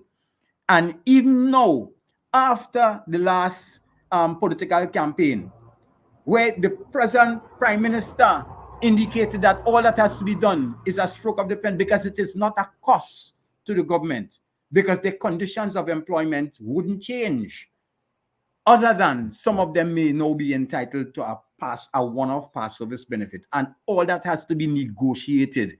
That cannot change by the stroke of a pen. That one can be changed by a stroke of a pen. If you are now coming to ask me to pay 6% or 3%, that one can be changed by a stroke of the pen. So sorry for being long-winded, But I just wanted to add to what Brother Grimes was saying, because it is the important thing. It is the important thing we're speaking of here. One other thing, what people are not considering, it would mean Brother Grimes, who is sitting here with us, is entitled to, under the new plans, is entitled to his pension as is certified by the 1958 pension, the Constitution, and the staff, the clerk's orders, and those documents, which are SROs, right? If we agree to this, it would mean that the person who comes in to work or came into work on the 1st of January this year would have completely separate conditions, because that person, number one, would be having to pay for his past service and pension, which is not a situation that is pleasant or fair in any way, that you and I are doing the same job. If one person came into work on the 31st of December 2023, and another came in on the 1st of January or the 2nd of January 2024, their conditions of pension, only that 1 day difference would make the pension so much different. One that is free, one you have to pay for, and not only you have to pay for, but it is not guaranteed. Which we could get into if you have the time, because we do not have. We do not have the time, but it's a conversation that we really need to have, because, and I'll bring back Mr. Grimes here, and that has to do with whether or not a non-contributory pension scheme is sustainable. So at some point, employees would also have to make a contribution to their own retirement, as is the case in the private sector, as is the case in other jurisdictions, certainly not jurisdictions that inherited that colonial era pension scheme. But that is a difficult conversation, Mr. Grimes, that needs to be had. Can the state, and of course the government, this current government got to this late, but the previous administration also made that point, right? When Dr. Mitchell said it, they rubbished the idea when he said it in Parliament. But that's where we are. Well, let me just say this, huh? So there has been a lot of sexy talk, if I'm allowed to absolutely the phrase it that way, you know, about, oh, this plan is unsustainable and it will bust the government. I'll tell you, since I've been president of this organization, I have not seen any evidence, and Brother Bott will be able to speak to Tao, coming from government where it says, okay, these are the amount of retirees per year on average. This is what it will cost per year. This is how long, on average, these retirees live. And as a result of collating that data, indicate to us in a comprehensive and definitive way that this will bust the government. That has never happened. And the challenge has never come from the unions with this. I think we have just sat there and we listen because the people are in there and we say, okay, that is true. But this is dangerous because, as you know, Dr. Bob, one party say this will be $500 million. Some say $1 billion. A new party come, they say, well, what is all this talk about? We just pay 60 million and we good, you know? So there has been nothing definitive. The politicians are telling us different things, but it has not been proven to the union that this, in a comprehensive and definitive way, that it is unsustainable. And I'll tell you something. I sat in the comforts of my home and I looked, that's pre-election 2022, and I listened to the then political leader and now Prime Minister, Honorable Deacon Mitchell, say there shall be one public service. He didn't stutter. He was believable. He was confident. There shall be one public service. And I, as a union leader, felt there is hope for those who are out there unregularized and so forth. And guess what? The other members who I represent, they felt the same way. So our members who are being treated with scant courtesy, because when you don't talk to the leaders, you're disrespecting the members. Don't think of it any other way. Our members were largely responsible for this administration entering the corridors of power. I say that with all due respect. Our members, teachers, police, families of public officers, because of the pension issue and because of the regularization issue and so forth. So it is very unfortunate that when things happen and they actually enter there, their messaging has changed, their approach has changed, and they're not even given the unions the full respect to sit and deal with this. I have a fundamental problem with the fact that for example, the regularization process, which I'm linking with pension reform. I know this is about pension reform, but they are linked. We continue to have to sit with our own members. So the PSs come and they do an admirable job, to be honest, in speaking about the position of the policymakers. You would think they are the policymakers, and we have to debate and go back and forth with them. But we have not been afforded the respect to sit with those who make the policy. So we tell our members something, they go back, it ends up nowhere. But they're not coming and speak to the union leaders. They are not speaking to those who represent thousands, right? And that is fundamentally wrong, maybe even illegal based on conventions, ILO conventions that have been signed. For example, ILO convention number 98. Brother Bud could probably expand on that. Where you have matters of national importance regarding workers, you must speak to the bargaining agent. So there is an aloofness. There is a disconnect that undoubtedly will cause conflict between the trade union movement and the administration. It may not manifest itself in marches on the street, but it is very subtle, it is very insidious, and it is causing problems in terms of how we resolve labor issues in this country. And of course, the path to implementation here, in fact, the government, to me, it's sort of a rolling series of deadlines, because first it was in the middle of this year, and now they've brought it forward in respect of that pension implementation to October. Of course, that will require, I believe, some legislative prescription.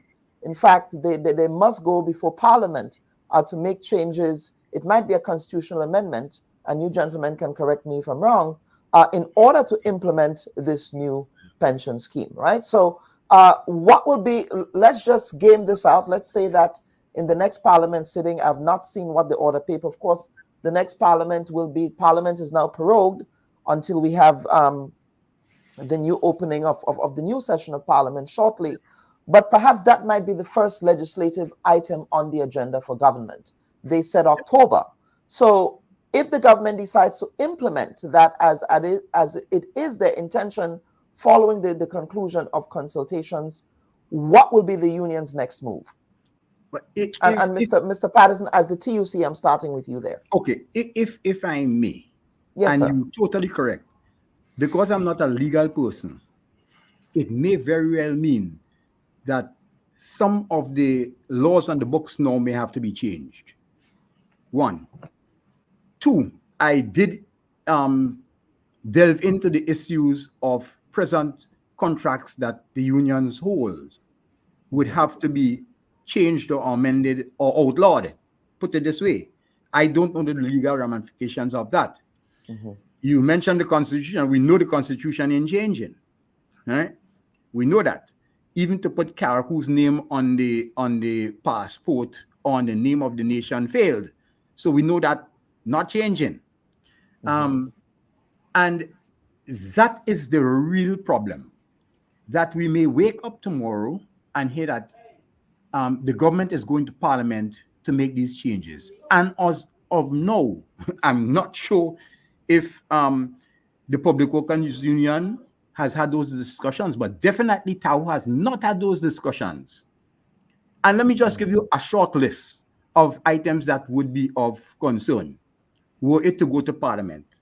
How do you address it? Because from what we've heard, and we heard the actuary, whom I know pretty well, indicate it may be a defined benefit, a defined contribution. No, NIS is a defined benefit, which is guaranteed. Now, from my reading of what was sent to us, this may very well be closer to a life insurance, because you may get a lump sum.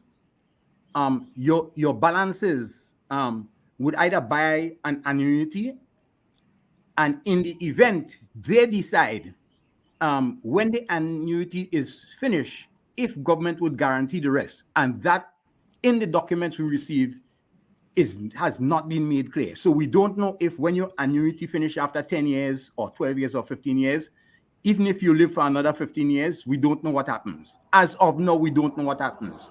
As the actuary said, a decision has to be made whether you go with the mix or not, the mix guarantee or not. That was said, not by us, right? The composition of the board, and I'm doing because I've went through the documents, the composition of the board. Right now, the NIS board is completely independent because you have representation by the employers, labor, and government. The constitution I see that is being put forward is being appointed by the minister, and there's one representative from the union. It's not said whether the union will have the option to represent that person or not, because we know the government has some issues with people appointed by unions in some areas. That's just a fact that is happening. That's ongoing with gravel and concrete, for example, now, right? So we don't know. And it gives like an attorney, a finance person, an HR person, whether those persons represent the government or are independent and represent the pensioners or represent the fund itself, there is no guarantee of that. And it may be that they have a plan, but the plan has not been said. Okay? Another really important issue, which this one has been said, is that the vesting. So I heard the talk, even the minister saying that if you want to move from one company to the next, from government to a private sector company, you could. But that is not correct. And that is not true, because the document that was circulated to us said the vesting is after 10 years. Meaning, if you move, you get what you put into it before 10 years, but you don't get what the government puts into it. I think after 3 years or 2 years, you might get 10%. Then it goes up by a certain percentage every year. Now, if NIS were like that, I would not be a proponent of NIS. I would not be saying NIS is a good thing, plain and simple, because this appears to me to be more one of the insurance policies that in fact was relevant to 20 years ago. Let me say in the private sector, anywhere we have life insurance or pension plans with insurance companies, we have said, in fact, we've gone to as far as Garfin to say that we believe it is improper. Once a company or your employer puts money aside for you, there should be no issue of you losing it. You know, it belongs to you, even in the private sector for taxation purposes. If the company gets it back, then there will be tax implications for the company. But no one is taking note and addressing those issues. So I think that we are so far. We may get up one morning and hear government, because they have their seats in parliament, goes and pass something, but then the confusion starts. My view is that let us do the confusion now. Let us sit with the people who will be affected, and in this case have to pay, and have a discussion, not a consultation. Have a discussion and a negotiation. So you asked earlier the issue of if pension reform might be needed because of affordability, and that may very well be true. But even if that is true, you have to have a discussion with us, because you're not asking me to pay for it. You're asking, man, you can't ask my workers to pay for something which they may not even want. And as we have not been consulted whether our workers want it or not. Brother Grimes just related his experience. No, he might have a particular, I might have a particular view relating to cost and affordability, etc. But the workers I represent may have a completely different view. In particular, as TUC, were we to go and say we agree to this, the workers have a right to remove me as General Secretary of TUC. They would have a right to remove me because I would not be representing the workers. So that is basically the problem. And I think that the government has to change its modus. It has to change how it deals with us. We are not people to be afraid of. I mean, I might be a little more ugly than two of you all. We're not beasts. You understand? And you have an obligation under law. And I want to stress this one. You have an obligation under law that if I hold a certificate to represent 10 workers in vector control or marine tissue, you have to discuss with me before you go and say they go have to pay this, that, or the other. If you go and change it by law, it's draconian, and I'm not sure if it may even be legal. Again, this is not on legal advice.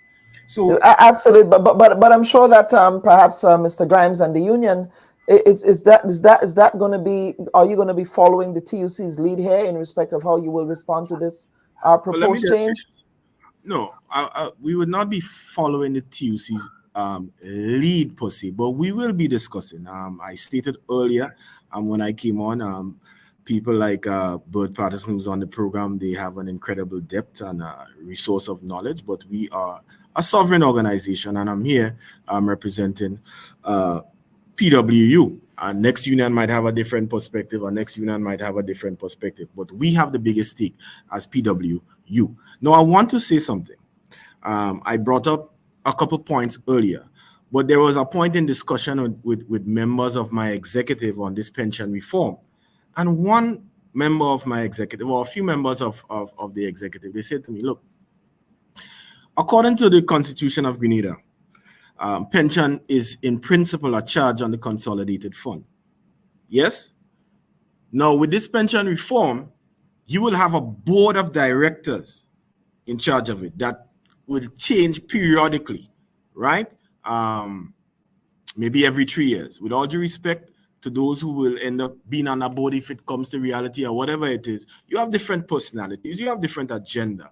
With it being with the consolidated fund, it is obviously more transparent and workers can feel more relaxed. Now, this is not just hysteria on the part of Brian Grimes here. Let us look at history. So, for example, CLECO. The workers at Siemens could tell you about the insurance plan at CLECO. It went belly up, and guess what? Some people, not some, they had no pension. Some get crazy, some retired into poverty. And I know Bert, as a historian, can even speak to that. So the composition of the board, the fact that the government has to pay somebody to administrate and all these things, there are complications there. So what is the rush? This is the great question. You know, what is happening here? Why the lack of consultation and why the aggressive rush? For God's sake, look, November will make it 2 years since they paid the pension. So we haven't even gotten a chance to enjoy the pension as yet. And then there is just this extreme rush to reform it without even speaking and social dialoguing with the workers' representatives. This is not good. And if they continue along that path, it will just guarantee conflict. Well, if past this prologue, I do know that, and again, there might be echoes of what happened in the past year in respect of the Hermelin Armstrong matter. Of course, that was a precedent-setting matter. Of course, the union sought legal prescriptions for this. So I suspect that perhaps that I'm not, saying that the union might do this, but perhaps that might be part of the strategy to perhaps seek legal redress here, gentlemen? For me, yes, for Mr. Grimes, I don't want to. Everything is on the table. That's all I will say. Everything is on the table. Okay, all right, Mr. Patterson. Yeah, if we would normally look at the legal option as a last resort. As last resort, okay. As a last resort. In other words, we prefer to settle things on the table, right? Once there's someone willing to speak to us, because it is not we that are not willing to speak. That's it is other than what you heard the minister say. We have the documentation to prove that if we're going to sit with you, we want to know what we're going to talk about, right? Which is totally legitimate. So we believe we can sit. And let me just say, again, I am not color-coded. Everyone who knows me know I'm not color-coded. Prior to the 2018 election, there was consultations with all the unions. And in fact, arrangements would have been reached that have some similarities with what has been proposed by the government. No, that is before we went to court, right? Again, we thought it would be better to settle a matter before going to court. What happened when that government broke its agreement, its own agreement with us, right? And that would have been mainly in relation to the lump sum past service benefit, right? It was then necessary to go to court, which we won and got our whole pension that we're supposed to get, as said by the Constitution. Therefore, it is in the interest, in my view, of the government to sit with us and have a discussion. If you would allow me, there was one matter you raised earlier. Brother Grimes spoke to it, but I think it is, if you will allow me, it's very important. Yes, and quickly. Yes. And it's the issue of affordability, right?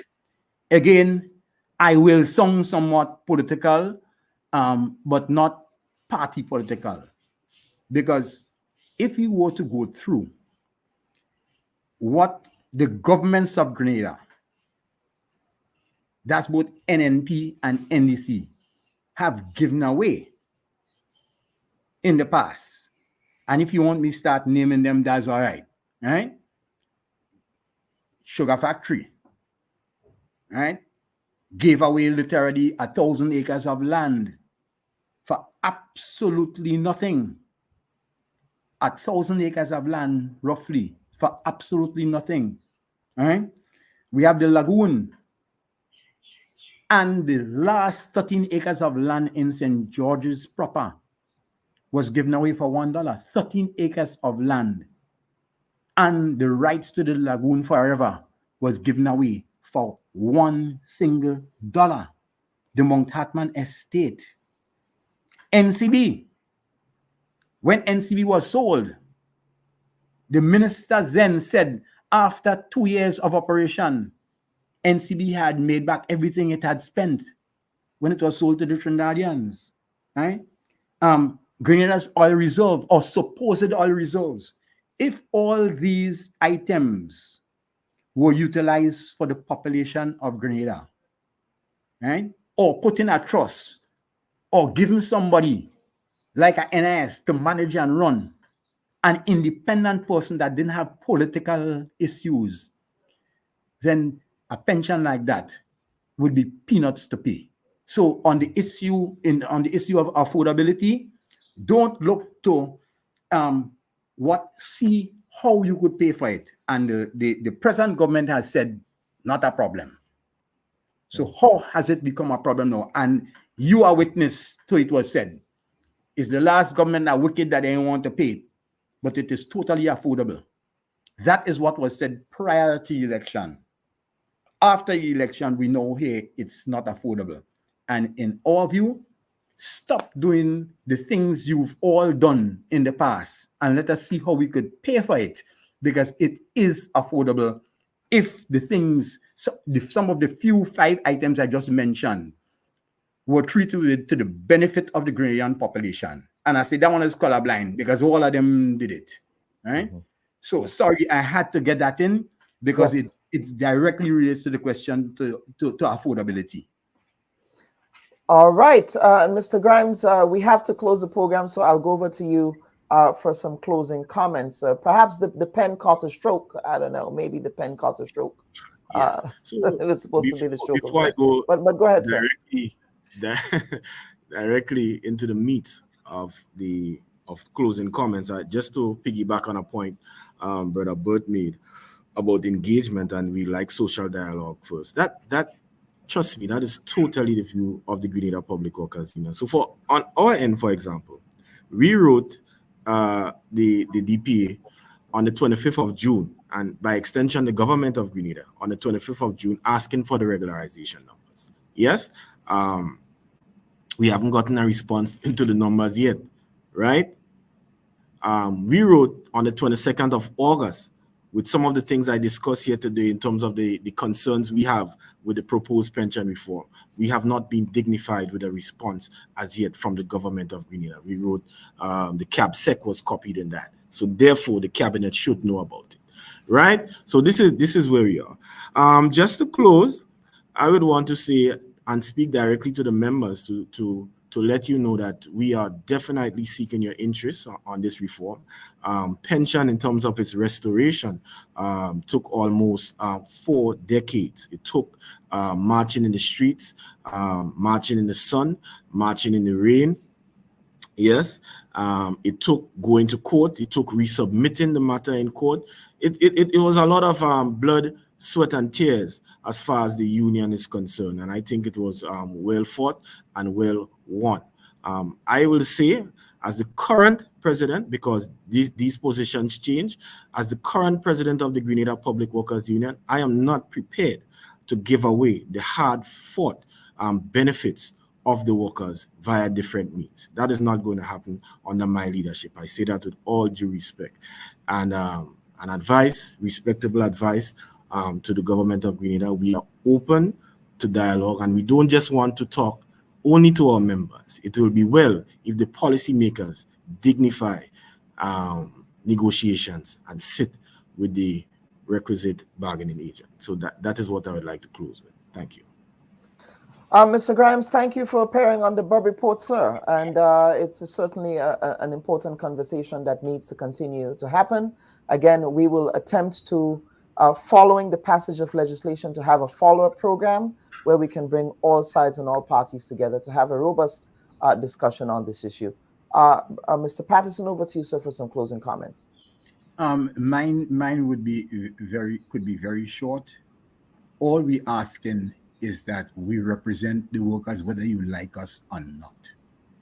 And therefore, it is necessary, and you have a legal obligation to sit with us and negotiate changes in working conditions, because we represent the workers, and all you need to do is to sit with us. I'm not here talking about consultation. I want to repeat, I'm not here talking about TUC. You have the option of even bringing the unions together, even if because it's been done in the past, even if we represent different and varying groups, but you need to sit with us, the unions, and because we are here and we don't think we're going anywhere, and we have a legal right to represent the workers who we hold a certificate to represent. And I don't see how you can get by running from us or staying with us or thinking that because you're thinking irrelevant, and you may have all your rights to think so. But even if I represent one worker and I have a certificate to represent that one worker, I will fight to the last to represent that one worker properly. And no one should come and decide that that one worker should pay money out of his pay package that he doesn't agree with and to. Very short and plain, right? And I think the ball is in the court of the government. Whether you like us or not, you need to come to sit with us and negotiate. Mm-hmm. Absolutely. Absolutely. And Mr. Patterson, congratulations again on your retirement, and thank you, of course, for your service to the national community by way of your contribution to the trade union movement in Grenada. Mr. Grimes, again, thank you again for appearing on this week's program. Viewers and listeners, this has been the Bubb Report. I am your humble host, Kellan Bubb. We thank all of you for tuning in to this week's edition. If you have not caught the live stream at the beginning, we encourage you to please share this program, share the live stream. Of course, we are not as sexy as other platforms, but the issues we deal with here are very important and pertinent to the national community. So we thank you for tuning into this week's edition of the Bubb Report. I am your humble host, Dr. Kellan Bubb, wishing everyone a pleasant week. Take care now. Bye-bye. Hi, everyone. Thanks for checking out the Bubb Report's social media pages. If you'd like to get more videos, show highlights, and watch our weekly live show, follow our Facebook, Twitter, and Instagram pages, and also subscribe to our YouTube channel. You can catch repeat episodes on Wednesdays at 4 and 5 p.m. respectively on CRFM Radio and GBN TV in Grenada. We are also viewed on Sundays at 8 p.m. on WPG 10 throughout the Caribbean. Thanks for watching.